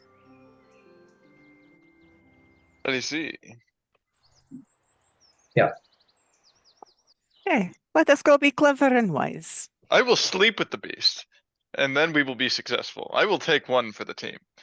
I said that to the hunter amongst you, not to the drug bee and the G-string man. G-string man. You, and he like points his hand, not at your direction at all, Vasaliki, but you know that he means to point at you. Like he's pointing, he's like 90 degrees off. He goes, "You, hunter." He goes, "You must be wise and careful if you are to complete this hunt. So be wise and careful, and maybe you'll find like a special way of defeating it." I don't know.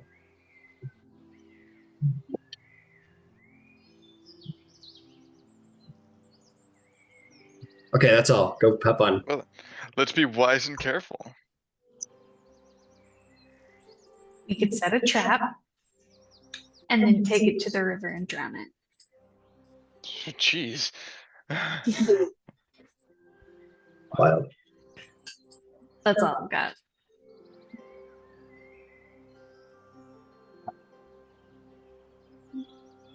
It's not very sporting, but if that's your trial, that's your trial. Or I could take pot shots at it with lightning. Just hit it with lightning over and over again. That's all I got.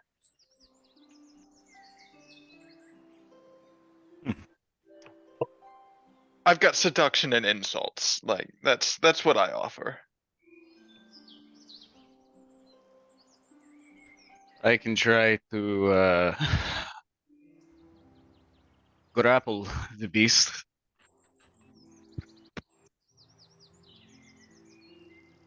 Is there any water around here? Yeah, you're actually camped right next to a river, but the tracks lead away from the river.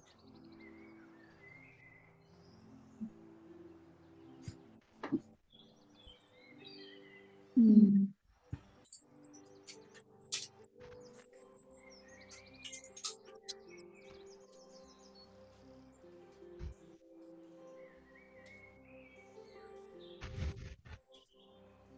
Looking at my spell list and see if there's something that could help tomorrow.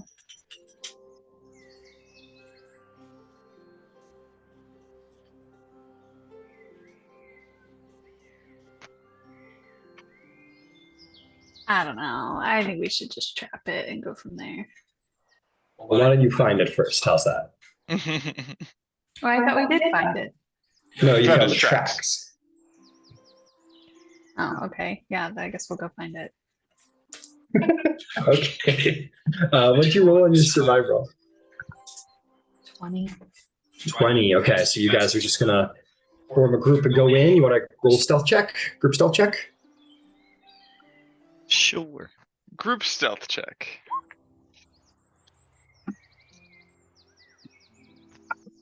$18 from me. Ooh, natural 20 for 22. 24. 15. Very good. Okay.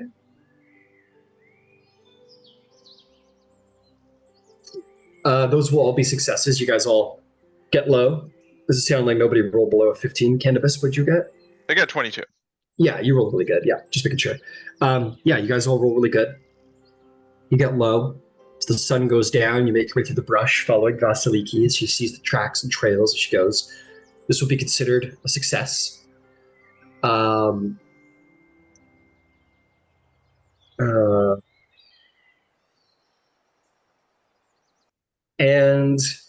yeah, you're gonna make your way through, and you're gonna hunt for a little while.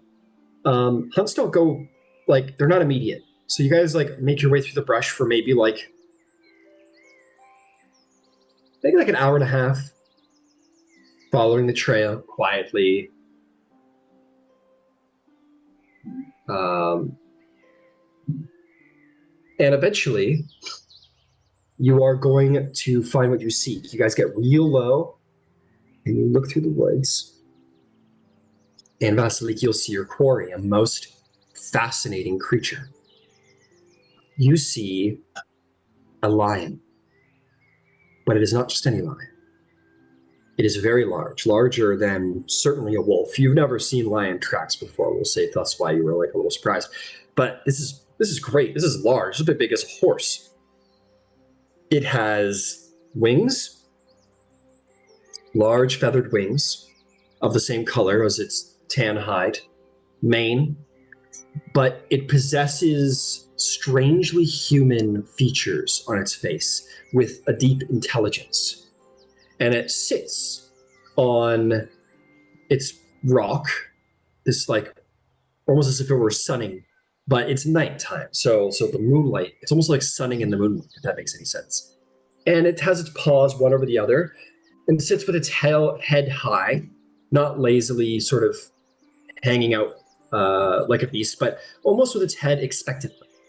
It doesn't see you, doesn't know that you're present, but you see this strangely intelligent and certainly unique creature. What do you do? Does it look intelligent enough to speak? It has a human face. Make me an insight check. You're not going to be able to know for certain, but you could certainly take a guess. It's intelligent enough to moon. It's mooning. Yeah, it's mooning. Mooning. I got a 6. A 6? Your best guess. Hmm.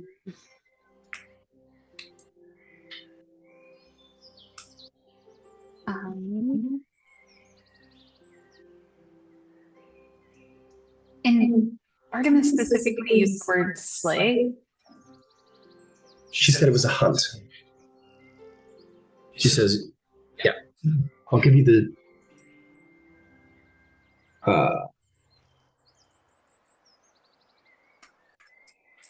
So you don't remember. That was a long time ago. You don't remember if she said slay. You expect she probably said slay. It was very unimportant at the time. Well, I wrote it down, but I just don't know if you meant it. Like, let me see what I wrote down. I just gotta find it. Slay can mean many things. No, it usually means one thing.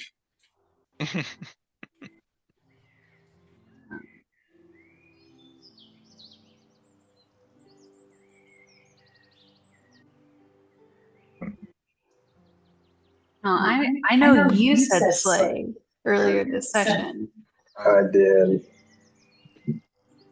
but I don't know if you meant it. We're gonna stick with slay. Okay. Well, here, I'll tell you what. To me, it looks like it can speak. Maybe I blow my cover and try and commune with it. And should things turn violent, you keep your element of surprise. Sure, that's a great idea. Okay, I'll move far enough away from the rest of the party and then emerge from the brush and make my presence known. All right, you emerge from the brush, you make your presence known. The beast turns its head slowly to you and looks at you, tilts its head without moving, without fear, and it does speak in this like low lion but sort of ethereal voice. It says, "You are not the hunter I would have expected." You were expecting a hunter. I was sent for this game of cat and mouse. But if you have come, then perhaps it is you who might be here to hunt. I will ask you this then, Hunter, as he looks you over almost judgingly, like, no bow, liar. He goes, you may try and slay me without drawing blood, complete your hunt if you will, or perhaps as a diversion. Before such terrible things, you might face one of my riddles. If you Oh, think you tell yourself riddles. skilled enough. Yes, indeed.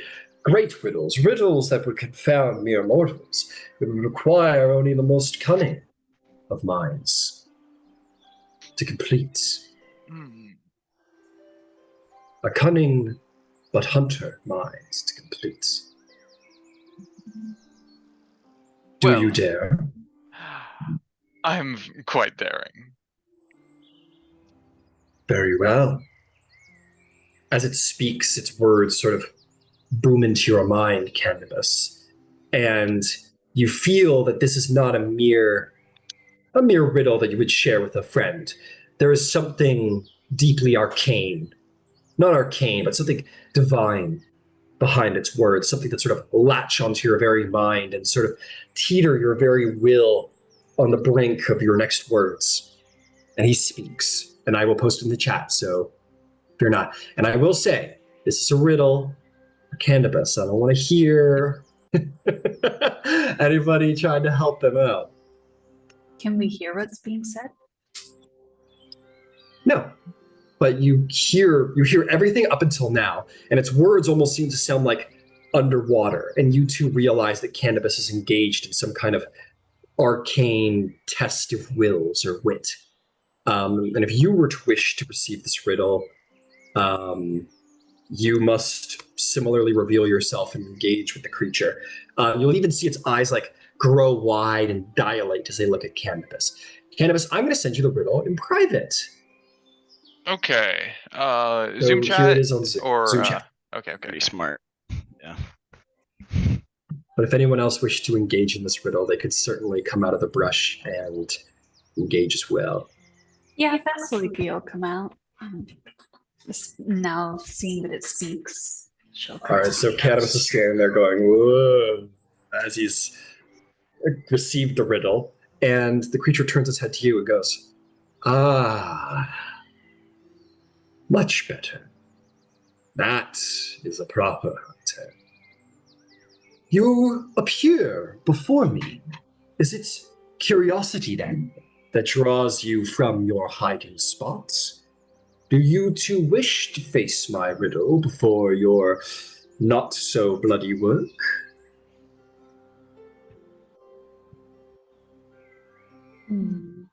Yes, I will take the challenge. Very well, huntress, who considers herself to be of wisdom and wit and knowledge of the hunt, so that you may answer. And his eyes will sort of dilate widely at you, and you will have a similar sensation of being drawn into a game of wit that could leave you in a disastrous state or an empowered one, depending on your wit. And I will give you the riddle in the Zoom chat as well.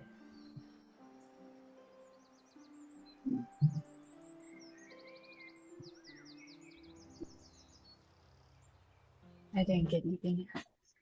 In the Zoom chat. Yeah, I'm looking at the Zoom chat.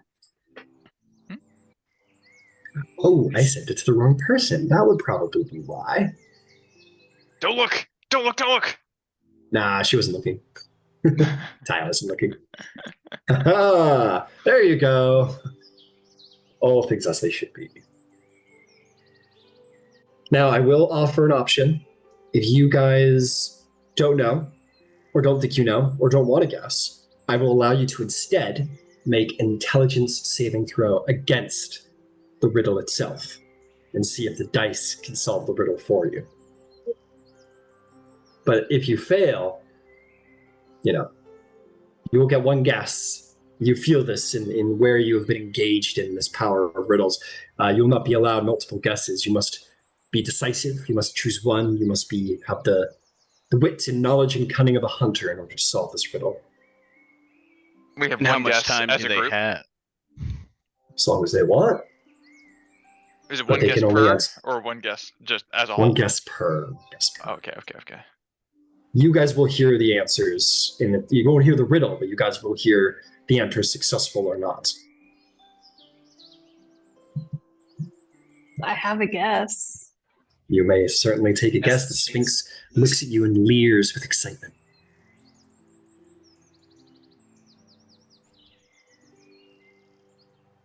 The moon. You see the Sphinx preen. Its mane kind of almost like feathers appear from the mane, kind of almost like a hair standing on end kind of sensation. He kind of smiles at you and bares his teeth widely, and sort of like leans in. In Candybus, you hear Vasaliki's words, and you are released from this arcane trance, as are you, Vasaliki. And it smiles widely and says, "Well done, hunter.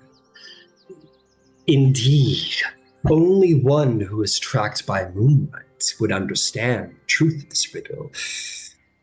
It is in wit that you prove your skill, and thus I provide you on behalf of the moon goddess a pass to her trial. You may not go with skins, as you never would have, but go now with the favor of Artemis for having completed her trial.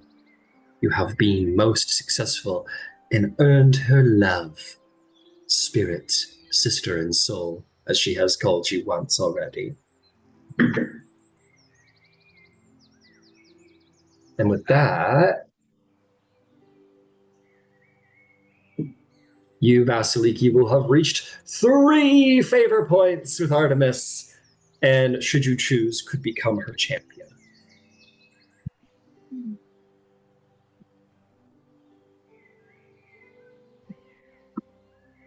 Well, I'm quite pleased I don't have to slay you. I rather like your riddle. I am pleased as well that I do not require slaying at your hands, Hunter. It would not end well for you. Or I. We will never know. But go now, with my name, and with my friendship for having spared my life. The creature will say,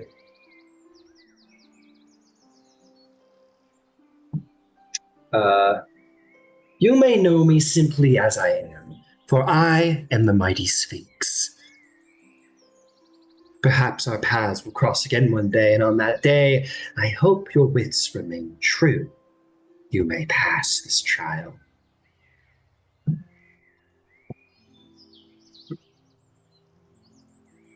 Wow. She'll turn to Candybus and kind of shrug, like, it's one of the easiest hunts I've ever been on. I'm glad you spoke up. I was gonna say the sun. Well, no, I got lucky, I guess. She'll like gesture to the others that are still hiding. We did it. So it's over. A successful hunt, then. The Sphinx says, no, there was no luck about it. And like looks up into the sky where the moon pours light down upon the Sphinx. They sit on their stone and says, it is not the bard who has hunted by moonlight before, I expect. It is you. And so while one of his skills sees the light, it is you, Hunter, who sees the moon. There was no luck. There was only the experience. You have hunted before, and thus your wisdom is noted. Well, thank you, wise Sphinx. I do hope our paths cross again one day. And again, sort of like leers excitedly at you, somewhat in a friendly excitement, but perhaps there's a maliciousness behind it. You can't tell. It's certainly a ferocious, devious creature. And with that, you guys can return to camp. And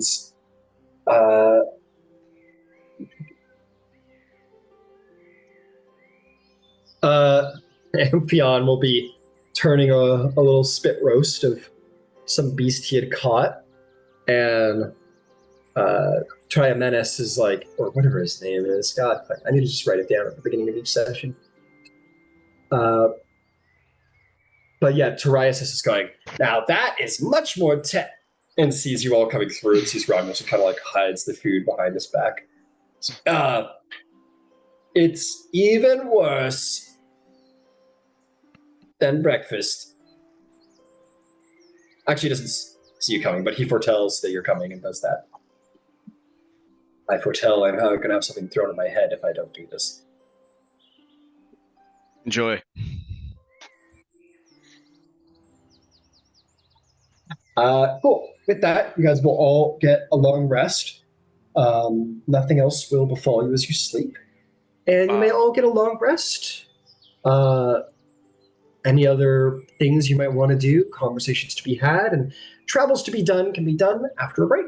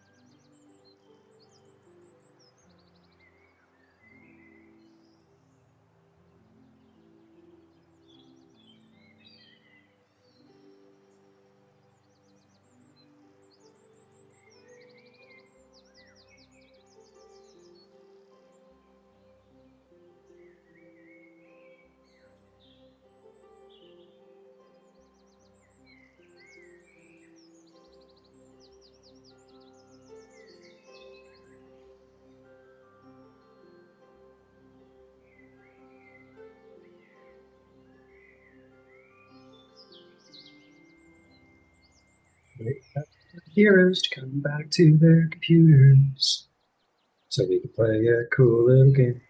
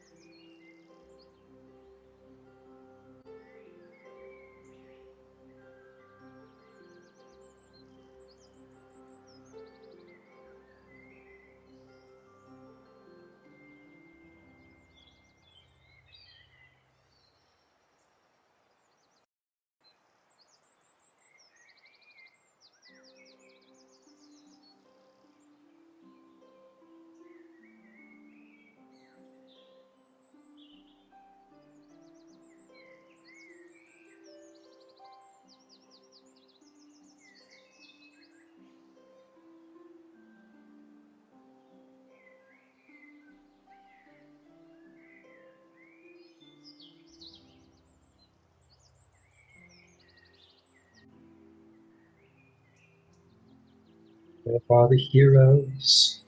Where are they?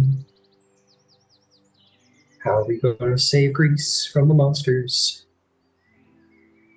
Without some Olympian heroes. Well, there's two of them.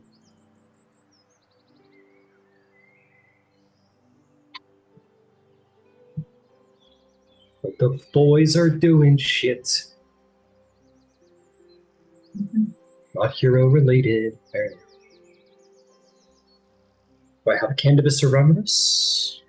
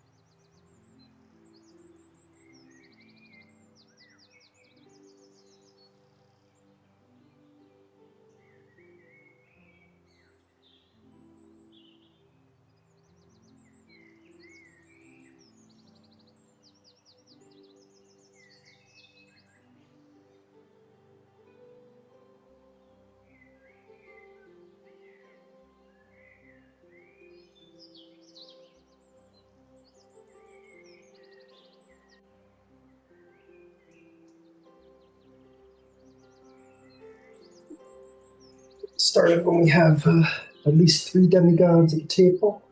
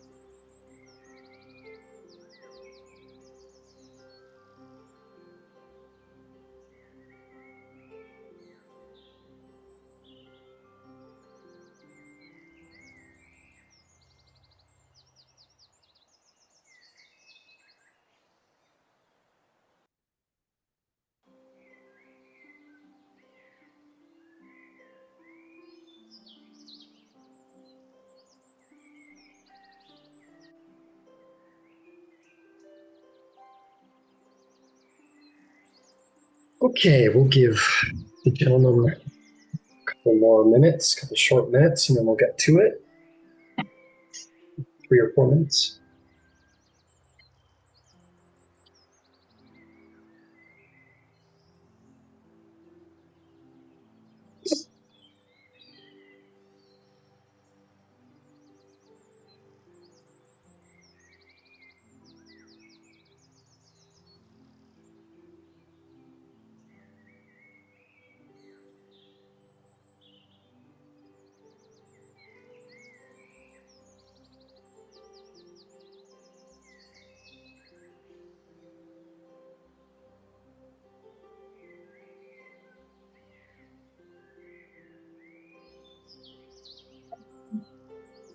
Okay, well then let's get back to it.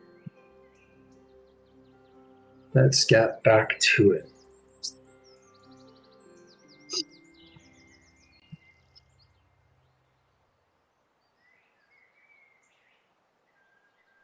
All right.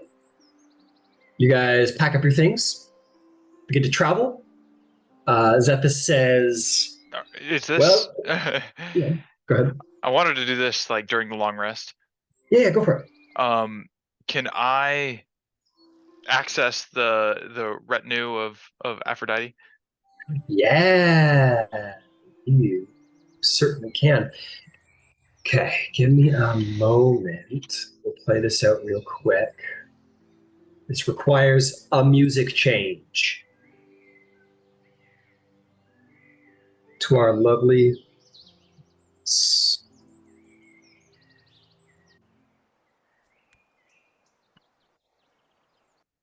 You know, this is actually kind of a nice, kind of fitting place of what you'll see, minus mushrooms. Get rid of this because it'll hurt my brain to see them. Okay, Candybus. You settle in to sleep. All right. And as you sleep, you've made your prayer that night.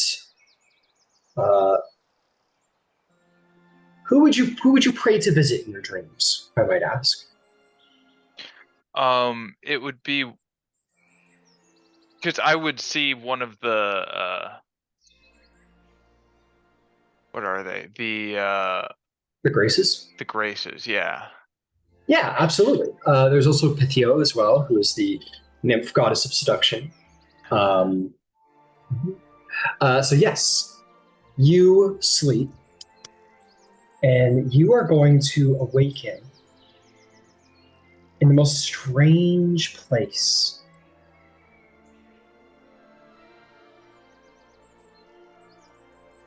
I gotta change this music. It's killing me for Aphrodite, but I'll do that later. You find yourself in this. How do I even describe it? The sky is blue above you, and you find yourself sort of between the crags of great rocks, kind of sort of in the faults of a stony hill. But within that stony hill, as you lie within it, is green foliage. It is not a tight space. It is wide, and streams run through it beautifully. It is sort of this hidden beauty, this hidden place. And within that hidden place, where the sun sort of beams slightly through the trees, you hear the gentle sound of water. And you find this little spring. It is only about knee deep. The water is crystal clear, and water seems to flow into it. There is a presence to this place where long branches of trees and vines sort of travel over the top, and beams of light travel through, and the place seems sort of vacant and empty, like something that belongs there that isn't quite there, but it radiates with divine power. Just innately, not visually. And you sort of hear this sort of almost nymph-like giggles around. And coming down the path behind you, you are going to see the 3 beautiful Graces. as you would have summoned, you will see Algalaya, the goddess, the charity goddess of splendor. You will see Euphrosyne, who is the charity god of mirth. And lastly, you will see Thyia, the charity goddess of abundance. And these three make up those who bring grace and detect grace amongst those. And they look upon you, and you have certainly gained their favor, and smile to see you and approach, and say, Candybus, welcome. Welcome to the sanctuary of Aphrodite. We have missed you and your way with words on Mount Olympus. Why do you summon us now? Not merely for talk. I think I've recently returned home and met with some of my family members, and it appears I have a suspicion that my youngest sister, Melantho, has developed an infatuation with Poseidon. They all look at each other and sort of giggle. Go. You always did have a keen observation for these things. I was wondering if you all, being on the other side of this divine mountain here, perhaps you can keep an eye on Poseidon and see if maybe his mannerisms are changing. Or see if love has infected him as well. Let's see. Thalia, the goddess of abundance, will tilt her head and she'll say, Why is this, Candybus? Do you wish to know if his affections are genuine? Of course. The ladies chuckle amongst themselves, and Euphrosyne says, You wish to see if it is not mirth alone that has possessed him? That his affections and words genuine? I want to know. I want to make sure my sister is in good hands, lest she draw the ire of the one that she admires most. They all look at each other and smile and say, They say, we will do as you seek. We are much personally more interested in what is blooming and alive and well and writhing right now. But if you wish to look to the end of the road, we can try and understand these things on your behalf. I mean, certainly, I want to know their current situation.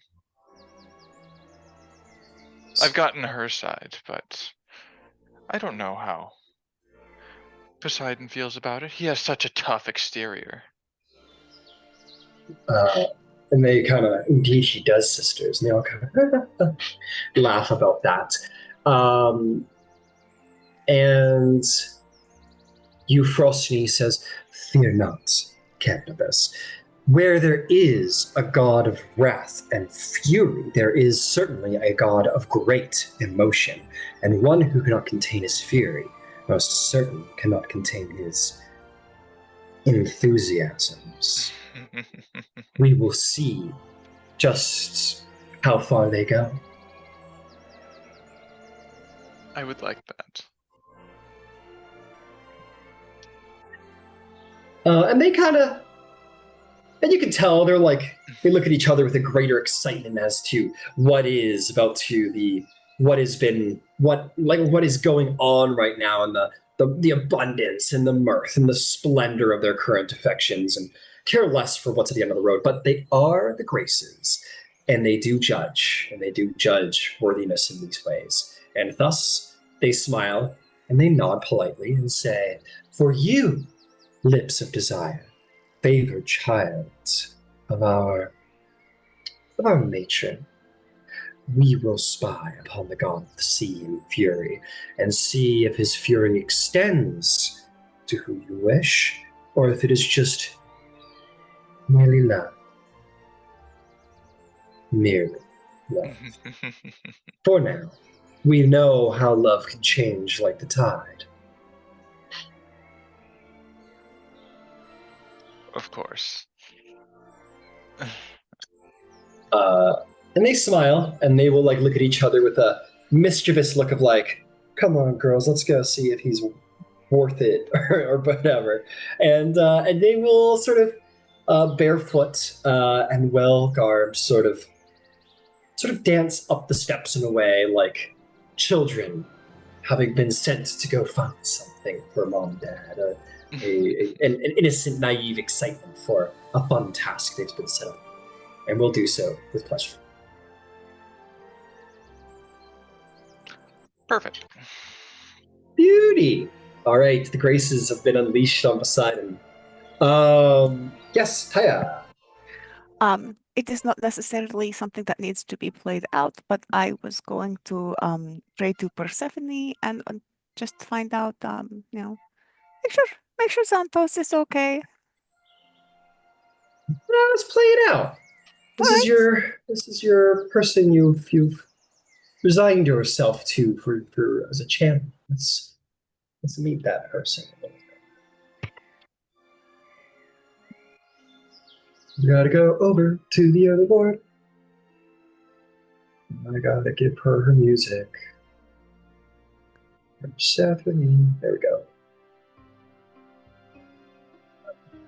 Get out of here, brain. Stupid.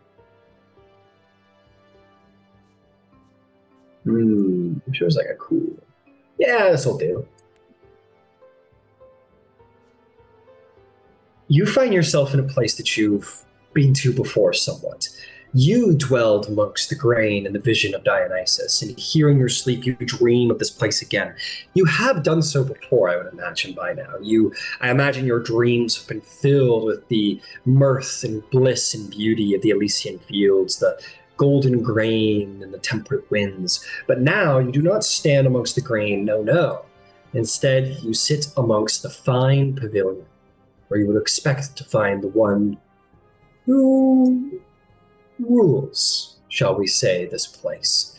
And though she is not at her husband's side now, you do see the black and purple garbed queen of the underworld, who turns to see you, Thyia, and says, "Oh, Thyia, a pleasure to see you. How interesting. Welcome. Please sit. Have something to eat. But not too much. Actually, not too much. Don't eat too much. Actually, she actually starts. Or don't eat. Don't eat. Understand? Thank you. It can get you into some trouble. Yeah. Sorry. Oh, okay. I'm not trying to be a bad host. No, Anyway, have you seen Santos? Is he okay? Have I seen him? No, I haven't. What, in the underworld? Did he die? He disappeared, but I know that he is close with you and with Hades, so I thought I would just make sure, that all is well with him. I have not seen him. I've lost my husband. If he's passed through the gates of Hades, he would know. I will send a sign. I will send a sign when I know of him. You are so gracious. Thank you. And she just smiles politely, and will say, "So, how are your travels?" Well, we stopped by the home of Candybus, and we fixed a flooded area, and that seems to be going better. And then we met the Sphinx, And the Vasaliki solved a riddle, which was apparently very good because the Sphinx said that we would not have gone well if we would have fought it. Well, I don't know if that's true. You guys are pretty good. I would prefer not to just randomly kill things that are just about, you know. I was looking for plants that maybe could help me do some healing, but after the flood, all of the plants were mushy and like beyond the point that decomposition would actually have done something. But they still work. That is good. That is well. Well, How are I'm you? glad. I'm good. I've actually been very. I've got a little project actually. Me and my husband are trying to figure out. Well, I'm trying to figure out, and my husband let me. I mean, he told me that he's not letting me. That I can choose to do it if I want. Anyway, I'm picking judges for the underworld. Actually, That is magnificent. I'm excited for it. I think it will help my husband to take some off his back. I have a list of people who I think would make for fine judges. I just need to wait for them to die so I can interview them. Can you not talk to them in dream? Oh no, I am not a. I mean, I guess I suppose I could. Once I'm back on Olympus, once my 6 months is up, and ask for some help with that. 6 months is less than waiting until someone dies. Is it Morpheus who does the dream, or is it It is. Oh, maybe Hermes. Maybe Hermes can help. I could try and talk to Hermes, but but she like looks at you. She goes, "Oh, maybe that's what you could do then." I can't speak to the Olympians while in the underworld. We're very cut off from everything going on in land living. But you're not. Maybe you could find a way to figure out if these kings are worthy or not. Or at least, I don't know. But yeah. Give me a list. We'll check them out. Okay. I need to actually make it. Okay. Come speak to me in like a couple days, whenever. No big deal. I was gonna wait until they died, so that could have been decades. So no time limit. I feel like we should speed this up. I will. Why is I will that? see what I can do. Oh, okay. I like the idea of you fully embodying that you are queen of the underworld. And you are also queen of spring. You are fully both things. Yes, I'm much used to being a goddess of spring than all of this. I am trying. I miss my mother, but it's surprising how much you can learn from the dead.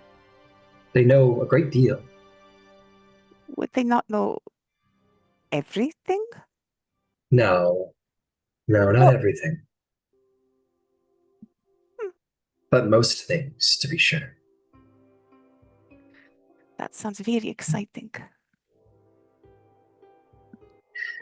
Well, I am busy worrying to make plants into cures, but I think I am going to have to use plants to season food because people gripe about the bad food and Romulus gets very personally offended. He is excellent in many, many things. I do not think everyone can be excellent at everything.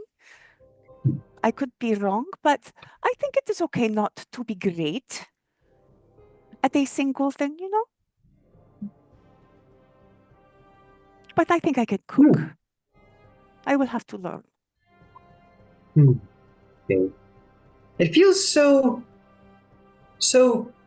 not important for a demigod, I know Xanthos liked to, and that's where he started his thing, and I don't have anything against innkeepers, but maybe you should just hire a cook to follow you guys around. I suppose. But part of part of learning the plants and things, the compounds, are using them. Eating the food is also a medicine, I think. I'm still working out a lot of the medicine. It's very early in the stages of how herbs work to make for cure. Morsels are fragile, you know?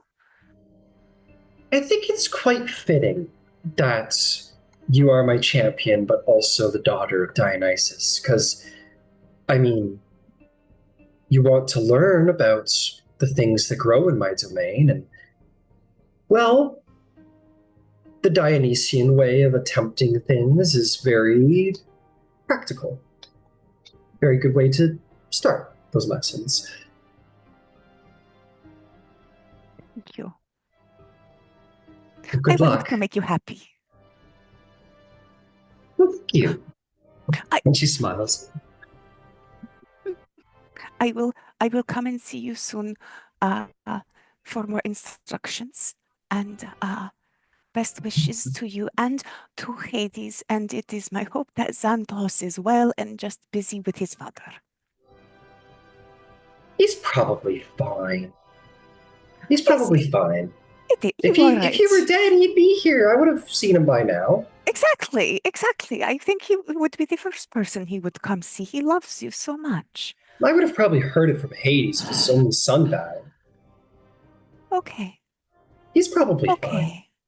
He's fine. At least alive. Yes, that is what is most important. Okay, so I will wake up now. Okay, bye. And you sweet. Yeah, and she will work on getting you a list of judges of the underworld she think might be worthy.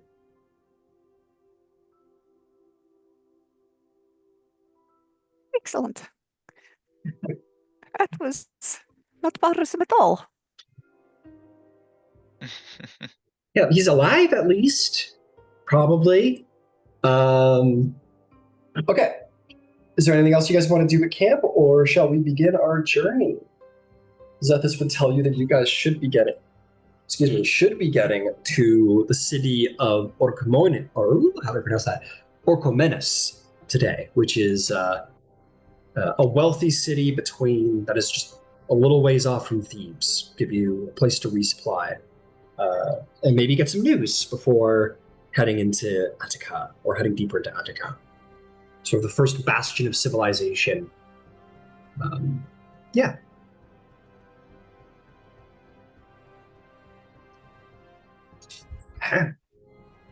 You guys get together, get yourselves ready for travel to begin the day.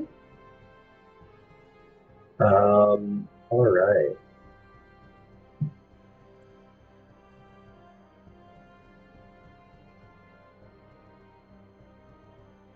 So, you guys begin to travel.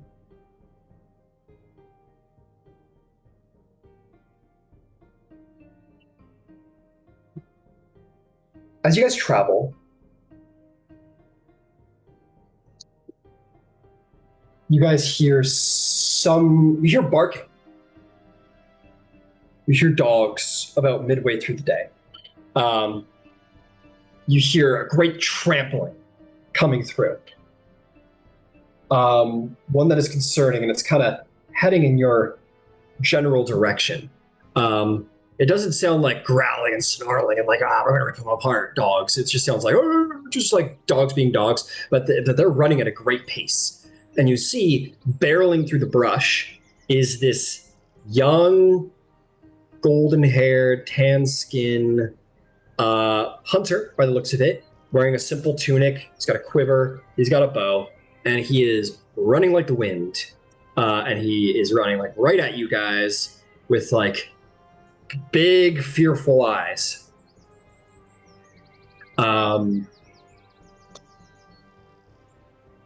He is looking behind him, and as he turns around at the last minute, he is actually going to run into Romulus, according to the dice. He runs into you, Romulus, and he's like, "Oh, I'm sorry, out of my way! I need to go. I need to run." And he starts pushing by you guys. And he's kind of shouting, "I saw her! Oh gods, I saw her! Please don't!" And he just goes to keep running. Is there anything you guys want to do? Or you just Sabo! He starts tearing through the woods, and he fumbles, his sure foot leaving underneath him. And you'll notice that as his dogs kind of are keeping up with him, it kind of starts to surround him. These dogs are with him. They're his dogs, it seems. About maybe 8 of them. You'll notice that his foot has turned cloven. Both of them, in fact. And he goes, what's happening?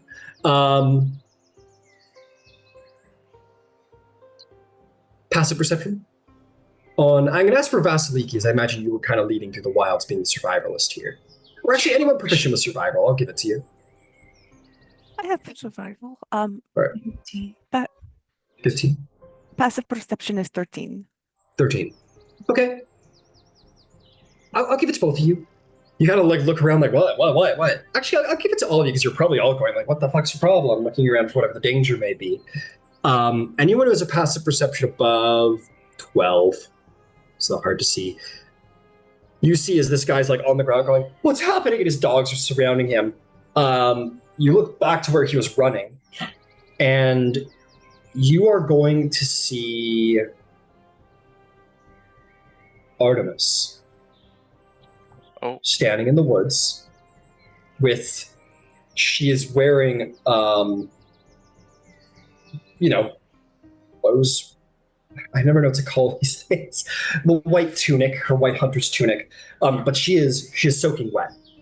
Not like her hair is done back and done nicely, but she's soaking wet. And for the 15 and above, I'll say you see in and amongst and around the trees around her scattered about are little faces of sort of nymphs who almost look scared of Artemis, as if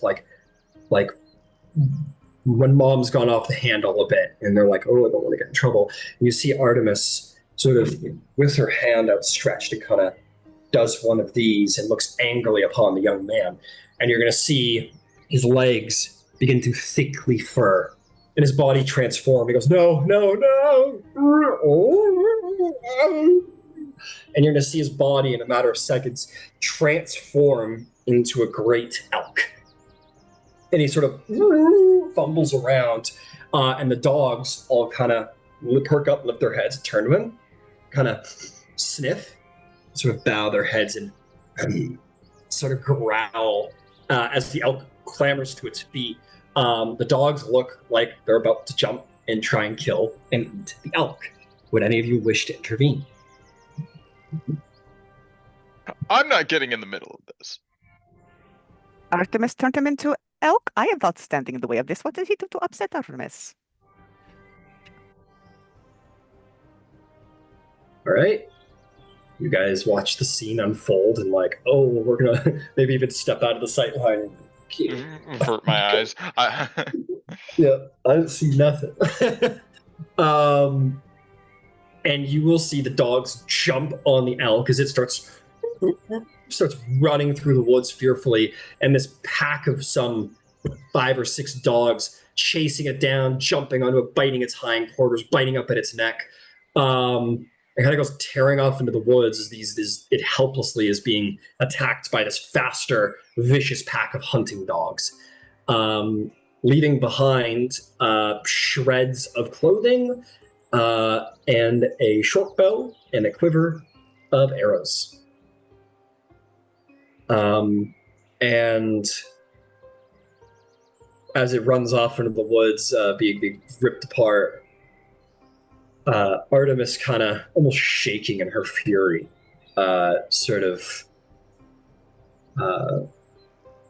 turns and sort of enters back into the wood, unarmed by bow, but only simply dressed and wet, and just kind of turns to leave if nothing else is to be done.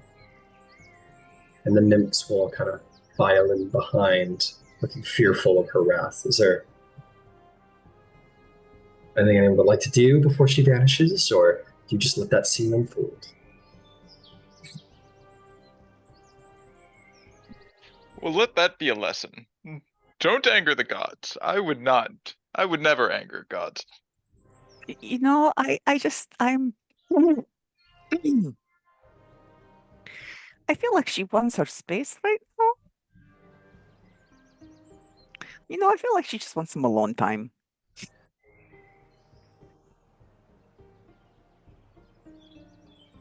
Well, I don't want to be turned into an elk, so I didn't see anything.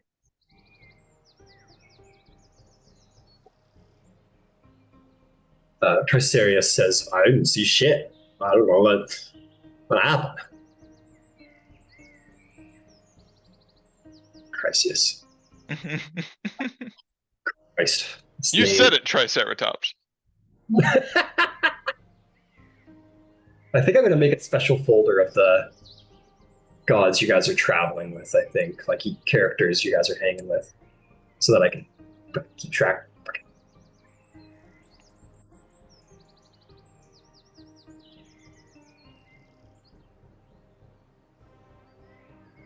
I take it we are awake and moving about the world now. Can I insight check Artemis as to why she might be upset?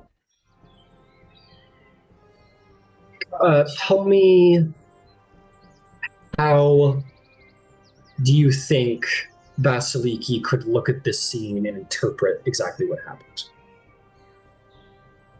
I don't know that she can, but if she knows that Artemis is very, like, I don't know, she's wet in a white tunic.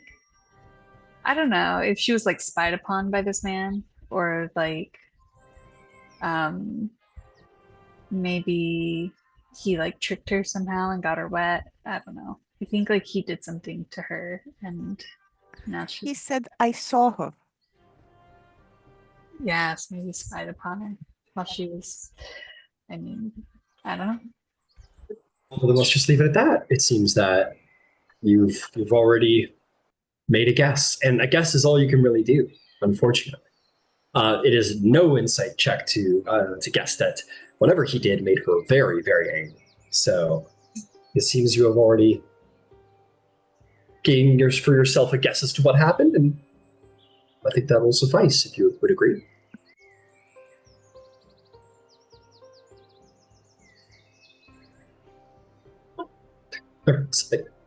Okay, I guess we'll keep on keeping on, and so you do. All right.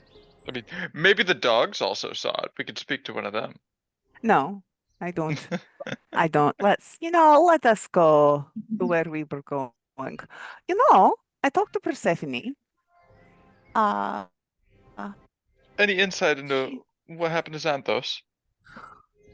No, but she did say if he was dead that she would probably know. So, like, hopefully he is still alive and maybe just working on something else. However, Persephone has project for us. She is going to give us a list of candidates for us to evaluate. They are looking to be judges for the dead.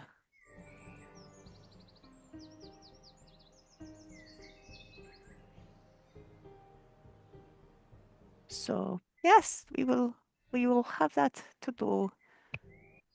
How At many some point. judges? I don't know. I will ask her when she gives me the list. Oh, there's a list. There will be list, yes. Well then, okay.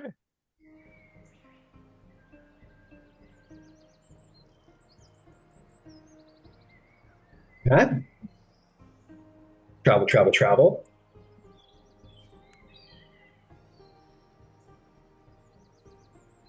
Oh, wow. It seems like you guys are having a very interesting travel experience, according to the dice.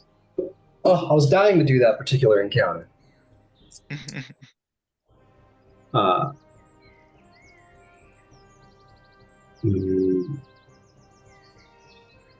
okay.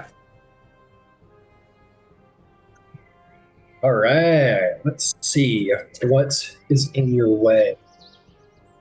What's stopping you from your goals?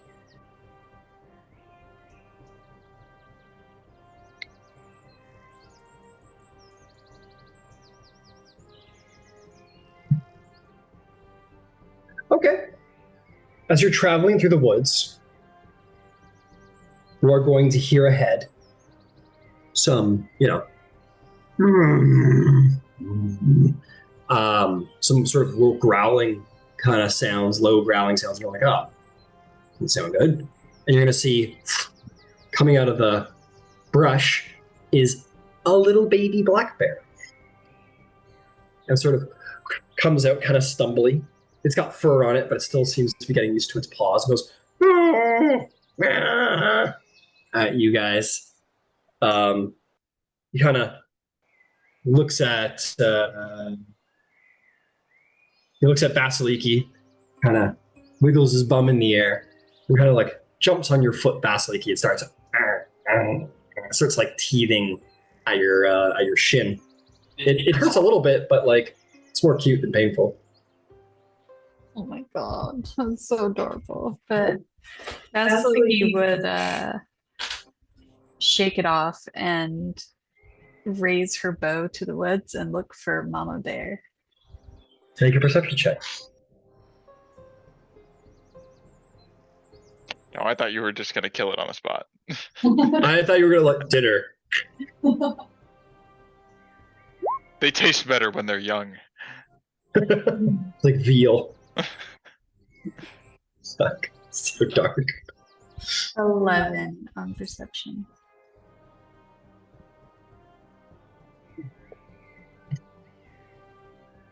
You see, charging through the woods are two black bears, full-grown black bears, angrily and in your direction. What do you do? I'll release my bow. Yeah. Then let's roll initiative. Let's do it.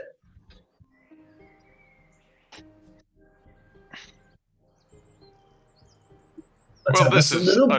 unfortunate. Fabulous. Glorious.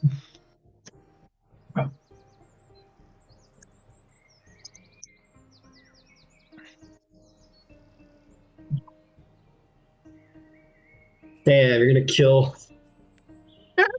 I'm looking into the future. You're gonna kill its mom and adopt it. Is that the plan? Wow. I don't know. Who knows? It could happen.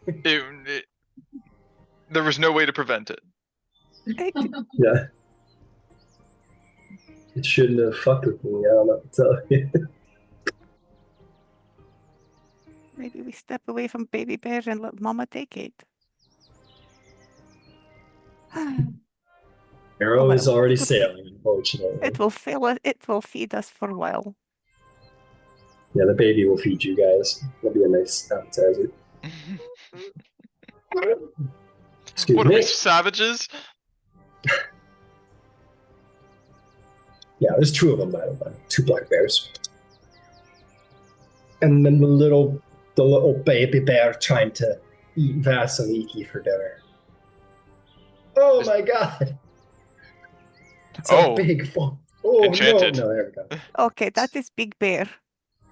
Oh no. Usually they are smaller than that. Wait. It is dire bear. The great mountain bear. Yeah, Greek mountain bear. That's funny. Okay, what did everybody get? Who rolled a 20 plus? Who rolled a 15 or above? Oof. Who rolled a 10 or above? 14. 11. All right, what did you get, Candybus? 9. 9. What'd you get, Romulus? 4. 4. Unfortunate. Huh? Okay, sorry. Let's do this. We'll put on all that ones. And I've been having percentages music go way too long. Okay.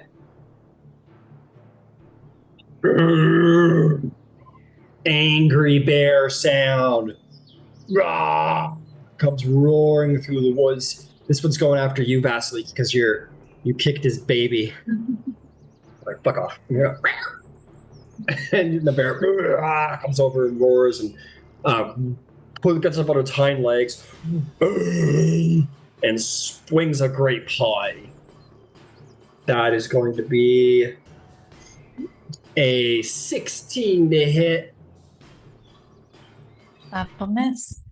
You duck around it, and it's going to like land. It's going to swing and put its paws up and try and like land, like claws raking at you as it lands. That one's going to be. Ooh, that one's going to be a 23 that time. Oh yeah, that hits. Yeah. For 8 points of slashing damage. The next one is going to just pick a target. Who's the bear going to attack? Animals don't like men, usually more than ladies, so we're going to attack the fellas. I'll just dice it for who gets it. It seems that Candybus, you are so shiny and so special a gentleman that it wants to eat you. Oh good. 14 to hit. I believe that hits. Yeah, 14 hits. All right, you will take a whole 4 points of slashing damage. Oh, good heavens. Oh, good heavens! And a modified 20 on the second attack as it bites you. That'll hit. And that one's going to be 5 points of slashing damage. The bite is slashing? Oh, piercing. Sorry. Okay. Not that it matters. Got it. All right, Vasaliki, you've got a baby bear biting your ankle and a mama bear biting the rest of you. What do you do? So I guess I said I had my bow out, but now that it's right on top of me, I don't think I want to use the bow, so I'm gonna. Can I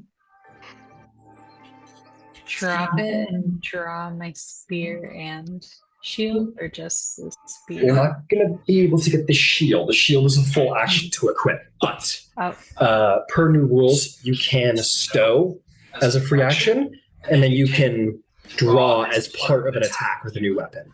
So you can stow and like strike draw with the spear. Okay, cool.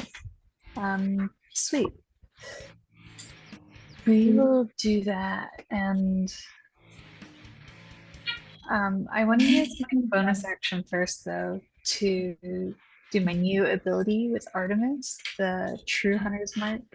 You choose a creature and have advantage on it on attacks against it for 2 rounds, and it cannot become hidden from me. Okay. You place this new precise hunter's sight upon it, and you are locked in. And I want to attack with 2 hands, I guess, since I don't have Yeah, why not?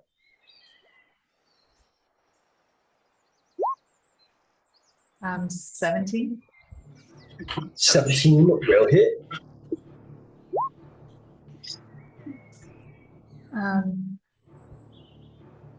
7. 7. Okay. It takes 7 damage and roars angrily. I think I've been using Colossus Slayer wrong. I think they have to be missing hit points. Yeah. So I've been using it wrong, but yeah. So anyway, but I'm not gonna use it this time. Okay, cool. Moving on to Thyia. Thyia, there's a bear attack. Yes, and as much as I would like to help Vasaliki, Candybus is a lover, not a fighter. So I am going to see if I can get Papa's Papa's, his attention. Yeah. So I am going to bonus action rage, and then I am going to advance and bop him. All right. Maybe you have a trident of bear command somewhere, but I don't know. Maybe not right now. Okay, go for it. Want to get in the flank? I would love to. All right. I am always happy to. How dare you protect your child? Fuck you! Bah! I know. It's survival out here. It's all good. It is what it is. Yes. So that is an 18 plus 5 is a 23 to hit. I think that'll hit. Excellent. So I go like so. And it does 12 points of damage, but also because I am in doing the rage thing, it does the extra lightning damage. Not lightning, radiant, the divine fury. Yes, okay. So that is 1d6 plus 1, which turned out to be 6. So 12 plus 6 plus 1 is 19. Good job. All right. Anything else? You blast, you slam into it with like this wild divine ecstasy, just a wild zealous like for the gods, and you strike this creature with fury. No. Hopefully it will get off Candybus now.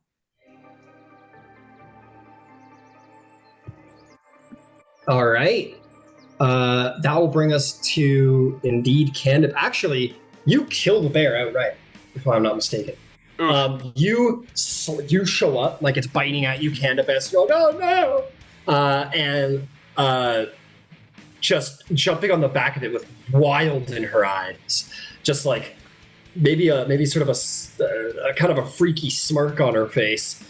Just takes her. What do you got? What's your weapon? The Thysis with the giant pine cone at the end? Yeah, Thysis with the pine cone just comes over and just like clubs the bear hard with a sickening snap and crack sound to its face, and just starts like on the ground, just like in the throes of ecstasy, like violent ecstasy. It's pretty fucked up, but you're like, hey, thank you. It's a lot to witness. What do you do, Candybus? After this horrible slaughter,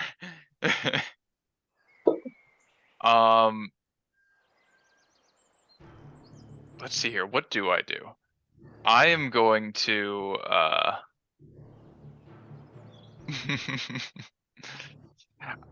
for my action, I'm gonna use Performance of Creation to create a non-magical item of my choice.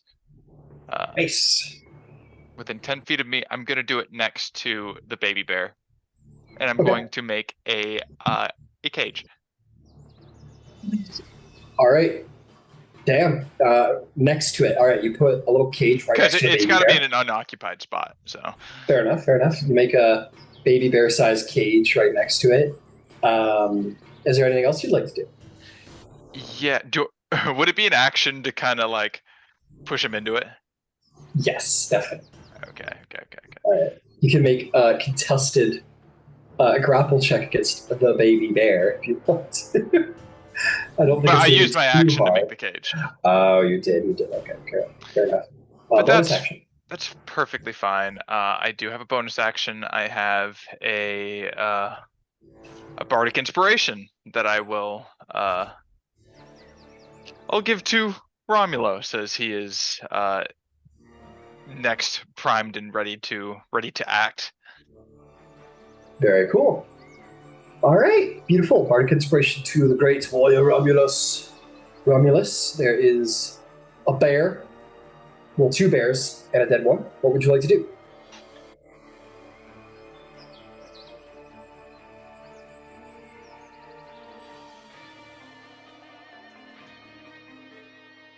Let's go slay the bear. No. Okay. No. That's the plan. We're going to negotiate. I shall give you 1 honey for your child for us to raise. Yeah. I don't think he participates. Yeah? is there like? Tell us about that. Does he like? What's going through his head? What's is there like some kind of religious thing going on? Is it just like what's going on? Tell me about that, if you don't mind. No, it's just I think he simply sees it as a natural thing for two parents of a child to want to defend it. So Hey, Fair I enough. was just standing here and I got mauled. it's just the way. Just okay. You don't try and help your friends nor the bear. You let nature run its course, and yeah, very fair. Absolutely, take a neutral stance. Okay, that is going to bring us to the bear. Ooh. Well, I know who I'm picking in man versus bear.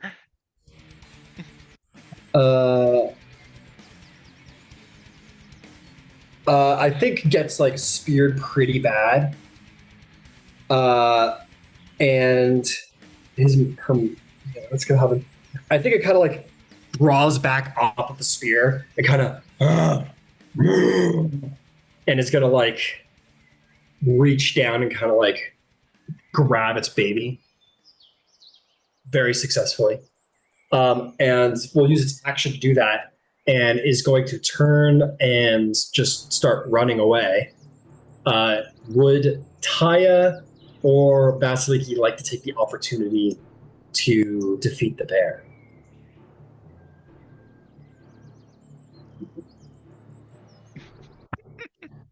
Thyia would let the mother run with the baby, but What about Vasaliki? Let it go. Yeah. Okay, gotcha. You're all a bunch of softies. Bunch of softies. Vasaliki, you're not thinking about the cool bear cloak you're gonna get to be able to wear around everywhere and scare the shit out of people. I mean, we got one.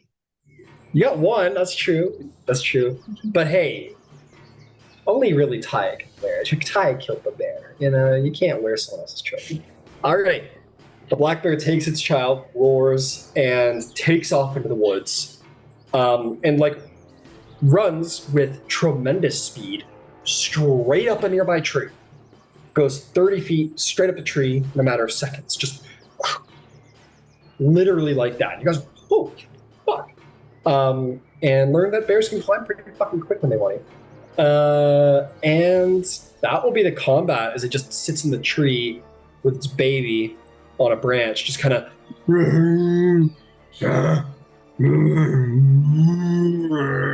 groaning down very like snarly, agitated, angry, territorially up from the tree. But that will be the battle, unless anyone tries to shoot it out of the tree.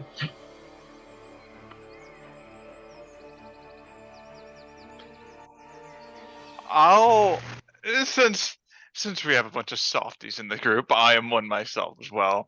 So I'll throw I'll throw a healing word to the bear.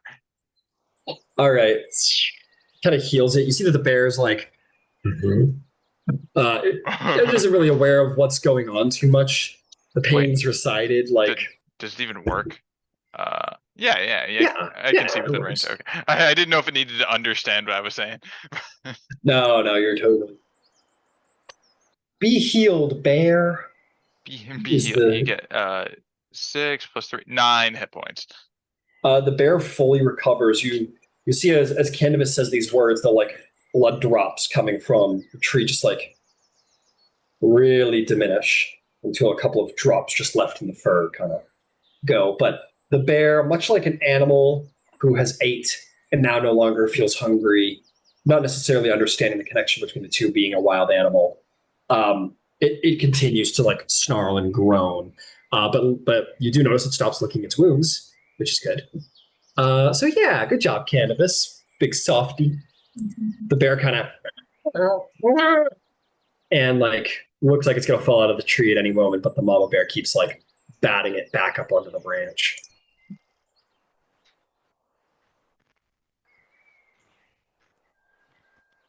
I'll say Amphion comes. Actually, Zeth is kind of. He's like, what was all that? And see Amphion coming through, kind of like helping the seer through the trees and branches. And yeah, what would you like to do? Oh, thank you, Thyia. I knew I could count on you to make sure I wasn't bear food, and then I'll like flash a glance to Romulos.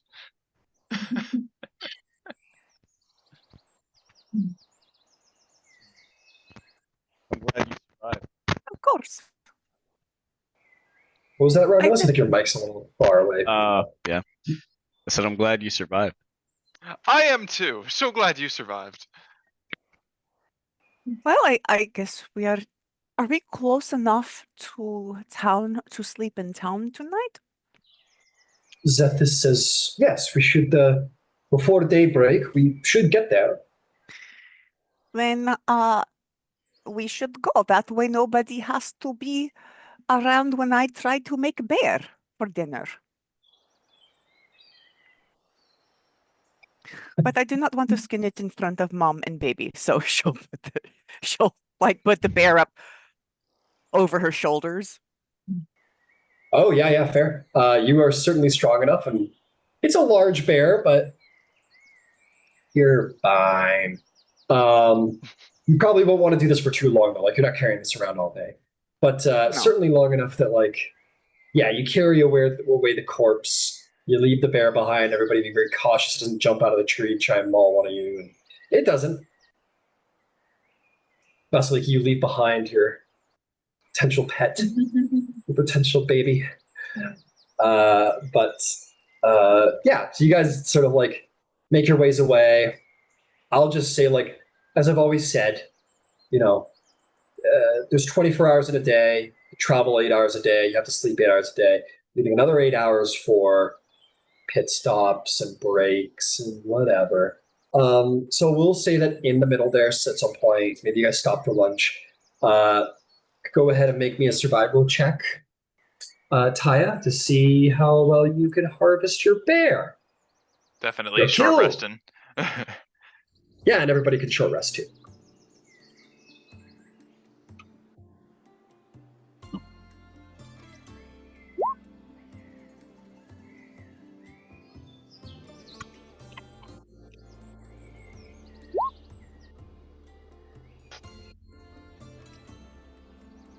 How do we do there, Huntress? Or Thyia? 15. 15. Okay. You procure a pouch of bear claws, teeth, various trophies that can be used for jewels, decoration. They have a value of 5 silver pieces altogether and weigh 1 pound. You can also, of course, like make this into like a cool like necklace or something like that, and that would be a very cool, if smaller, trophy of your killing, of your slaying of the bear. And you also get the bear's pelt, which you could also wear, which would certainly be a much more like in your face kind of like, look what I did, and it's certainly a more glorious, bigger, badder, and warmer trophy.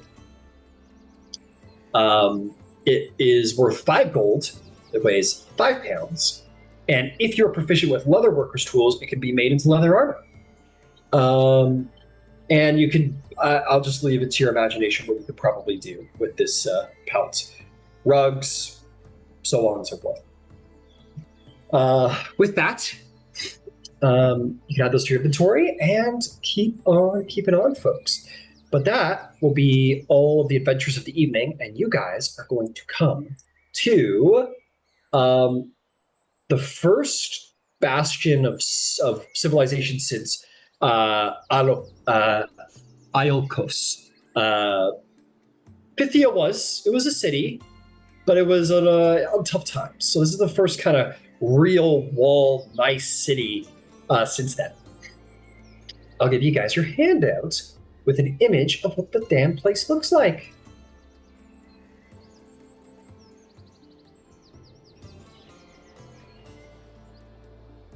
All right, sitting at the, like within a bay, within a cove, or excuse me, it's not at all. It's a very, very landlocked settlement, but running right up next to the river that you've been traveling along, comes into view a large expanse of farmland, villages that surround a nicely walled city with various sort of buildings within the interior. And based on the walls and the state of the structures, this place looks to be like it's doing fairly well off for itself. Amphion will simply say, me and my brother are going to go resupply. We will leave our wonderful sightseer with you.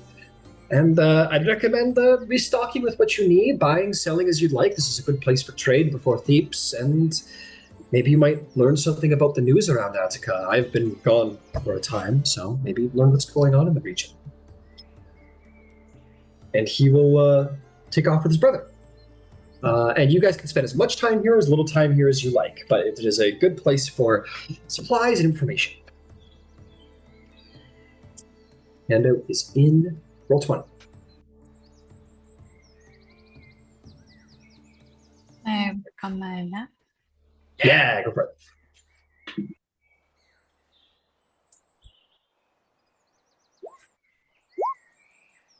And 10. 10? Okay. Yeah, I'll consider that successful. You're like... It's not like perfectly geographically accurate. Like, you're not getting like mile to mile exactly how things like the perfectly accurate turn and bend of every river, but enough so to mark down on a map and general timeframes of where this is from that. So it's not a perfect map as we would know it modern day, but it is incredibly useful and a fine way to backtrack. Better than anything else anyone else has got going on, let me tell you.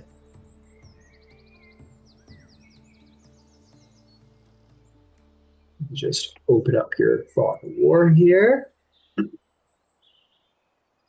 Also going to... You don't technically know where all this land is, but I want to give you a little spot where the names of things are recorded. There we go. Okay.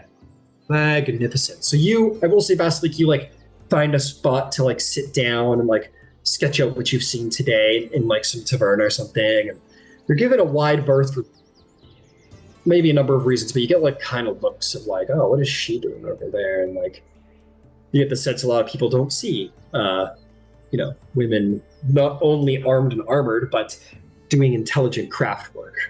It is two things that people do not see, so you are quite the anomaly, my friend, in the bar. Okay, who else? Who has stuff they want to do around Orchomenus? Can Thyia try to find a leather worker? Yeah, no problem. You go looking around, and you will find this guy. And he goes out on the outskirts of town. It stinks, as we all know. Tanners do not smell great. And we'll say he's this older guy. He goes, "Oh, hello there, pretty lady. You're looking for some leather of some kind. I don't see a lot of... what is it that you like?"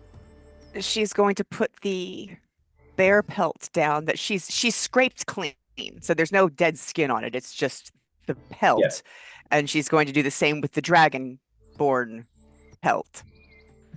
Holy shit. Where did you get these? Oh, we slayed them. Slayed, I don't know. We killed them. My sisters told me that if I am traveling and I skin a thing, if I scrape off all the meat and then pack with salt, the salt will hold it until I can get it to tanner. So I was wondering if I could get you to tan these hides for me, and if you are the person I would buy salt from so that I can preserve other kills when I make them. Your sisters taught you this? You come from a tanner family? Oh, No, but we kill a lot of things, and so you have to preserve them, He kind of just stares at you for a long minute, and you can see the cogs turning where eventually it comes to a point of like, I think at this point he realizes maybe he doesn't want to know. And he goes, how can I help you? You want me to, what would you like me to do? You got, I don't know what to do with that. These are interesting. He's like looking over the dragon more and more, and he's like, this looks like it was almost from like a human or something if they had scales on their body. That'd be crazy. It would, I don't really know what to do with that, but this I can work with. He looks at the bear pellet. Goes, do you want me to tan it into proper leather? What would you like me to do? I think I would like to make a winter cloak from it. Oh, very well. Easily done. He says, tell you what, leave it with me for an hour, and I will make sure that it has the right clasps and cuts to make sure that it fits nicely for warps. I thank you. And also, do I buy salt from you for this other thing? Sure. Yeah, you could buy salt. And she'll just buy enough salt to essentially do the packing and preserving and stick it back in her. Yeah, okay. So fantastic. I'm not too worried about like those specifics. I kind of like tally those into the actual oh, that's true. It has a 10-day expiration date. So no, yeah. And I'll just say that the tanner says, no, it's all good. We have some super special method. And we'll say that as you give it to him to like turn into a proper coat, he will get rid of the expiry date as well. So you leave, you come back. I'll say he asks for, he's doing pretty simple work on it. I'll say he asks for like gold. He asks for like 5 silver for his work. Okay, I will actually give him 7 silver. Goes, I'd you say thank you so miscounted much. there. Number 5 is this is what this is 5 here. No, I wish to give you more because you did such good work and you helped for me. Really? I wish to give you 7. Can I give you 7, please? I won't say no. Thank you very, very much. I think You are the most strange lady, but I like you. I like you too. Thank you so much.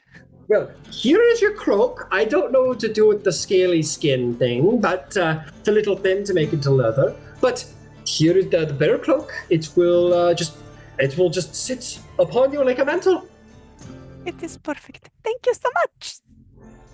And it does. It basically like it's like the arms, the front paws and arms will like dangle down in front of you, and you can like knot those to create a sort of scarf, if you will. And then the head has been sort of like sewed onto like a shoulder, so it's like you got a bare head over your shoulder.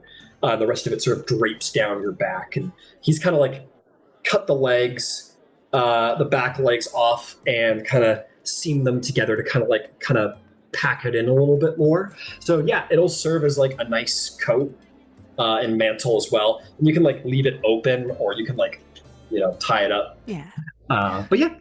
And so she has her leopard right now. She's going to very carefully fold this and put it in her bag for winter time when it is cold out. Fair enough. Absolutely. Magnificent. Nothing like displaying your hunts, man. Nothing like it. And you also have the claws and teeth too. So you could always like string those up and carry that as a trophy. That is what I was thinking. Very cool. So we'll see then, like, maybe while this hour was going on, you were kind of like poking a little hole in the backside, slipping some leather through. So we'll say that, yeah, Thyia, you got a nice like bear claw necklace on that. Very cool. Very, very cool. What about Romulus? What about Candybus? Do you two have any plans in town before shipping off to Thebes? I don't think I require anything from this place. Fair enough. Anything for you, Candybus? Yeah, dude. Do they have like a temple for their gods here? Yeah. History only tells us so much. Or at least archaeology only tells us so much. I try and be as accurate as possible. So let me think here. I will simply say, since she is such a popular god, and this is kind of right out of the edge of the woods and into the wilds, I think it will make sense that there is a temple of Artemis here. It, like any other temple, can be utilized to worship any god, or anybody can worship it in their own time, but there is a temple of Artemis present here at Orchomenos. Okay, I think I'll post up outside the temple, and I'll start like publicly playing music. Oh, no, dude. Sorry, I double checked. I'm wrong. Orchomenos features several ancient temples. And the first temple you happen to find is a temple dedicated to the Graces. Oh, well, perfect. Then I'm at the right place.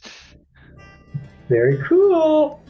All right. Yeah, you post up out there. I was right, though. They did have a temple to Artemis. But you find, yeah, they have a temple to Artemis. They have a temple to the Graces.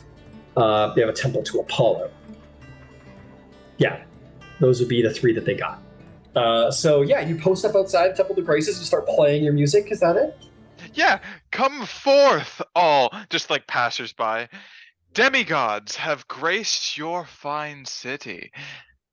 And this is your opportunity to ask any questions you may have, to ask favors of us if you so choose. Make a performance check to show off your divine nature and draw in a crowd.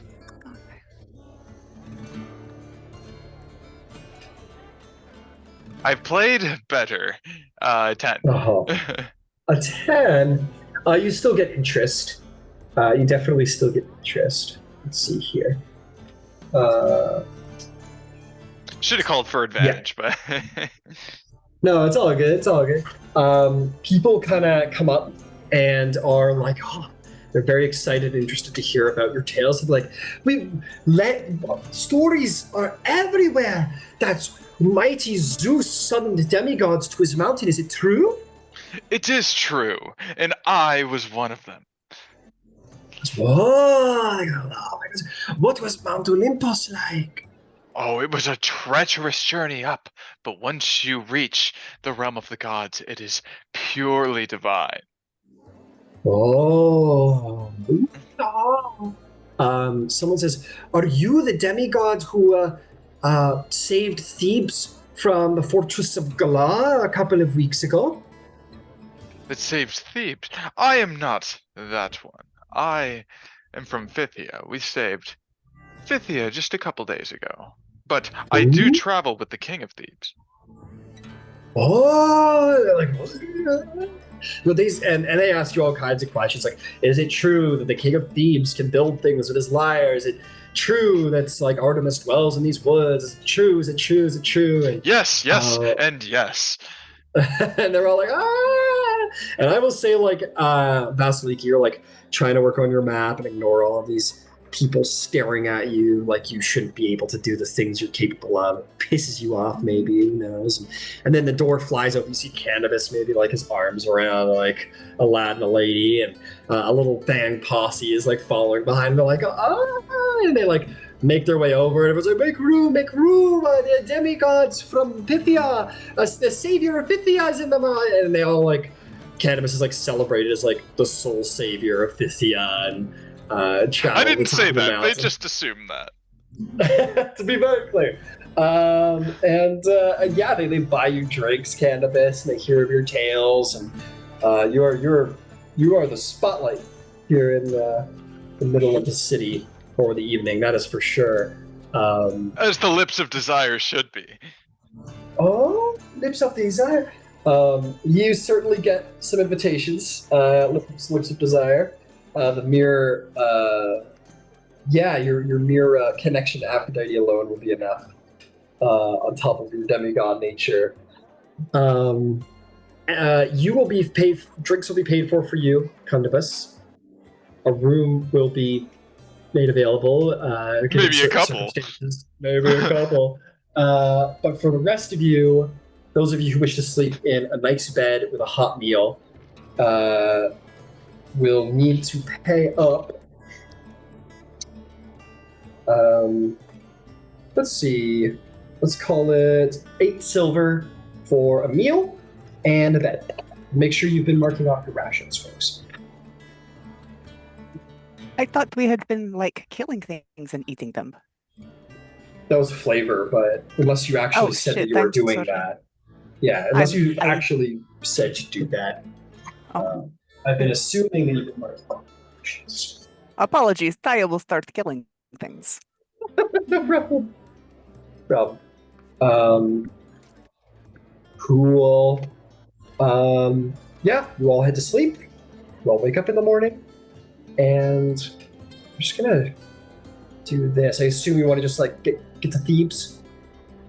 I'm going to need to get a job. I have like no money. Yeah. Hey, hunting pays the bills pretty good. Well, apparently, because I am like almost with broke now. Yeah, selling hides. It's good. It's a good trade. Simply seduce the richest man in the city and have him buy you whatever you need. That's what I do. Fluids with him? Pardon? Would I have to exchange fluids with him to do this? Because if there has to be fluid exchange, it will not work for me. I mean, you might not necessarily have to. It could be one way. Aphrodite's somewhere like, what's wrong with exchanging fluids? What's the big problem? With a man? Ew. Don't listen to her. I'll say you have a dream that night, Candybus, of like the Graces are like, Aphrodite wishes for you to try and help the daughter of Dionysus understand the depths of ecstasy, as is her father's way. See if you can't get her to understand that there's nothing wrong with this exchange of bodily fluids. It's a very healthy exchange, and yeah. And they kind of like suggest to you, Candybus, that Aphrodite might look pleasantly upon if you can convince Thyia to find someone to. Well, Thyia, you've decided to make sex sound as horrible as possible. She said it sounds like it is good for other people. It is fine. I do not I do not say it is bad for other people. It is just for like Vasaliki, back me up with man. It is just weird, right? It is gross. It does not need to be a man. Oh well, why didn't you lead with that? My apologies. I thought you were looking for money. I will be broke. It is fine.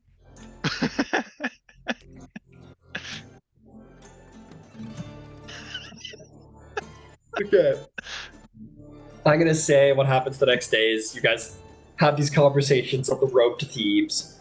And as we end the session, we will make it to Thebes at the end of the day, where you will be maybe put up by the king, meet his wife, and get into some Theban politics and history and mythology next week. But yes, you have made it through the wilds of Attica into the civilization proper of the Mycenaean alliances. So you've kind of left the wilds behind, and you're kind of in the depths of civilization. And we'll play that out next week. And I hope everybody had fun. Yeah. I would like to ask a mechanics question because of the nature of this game. Sure. So we're doing everything for the first time in civilization with very little exceptions. Like, again, they would know that salt stops rot. So they would know if you take all the meat off the skin and throw salt on it, like that's been ancient technology. But let's say she got cooking utensils. They don't really have cooks.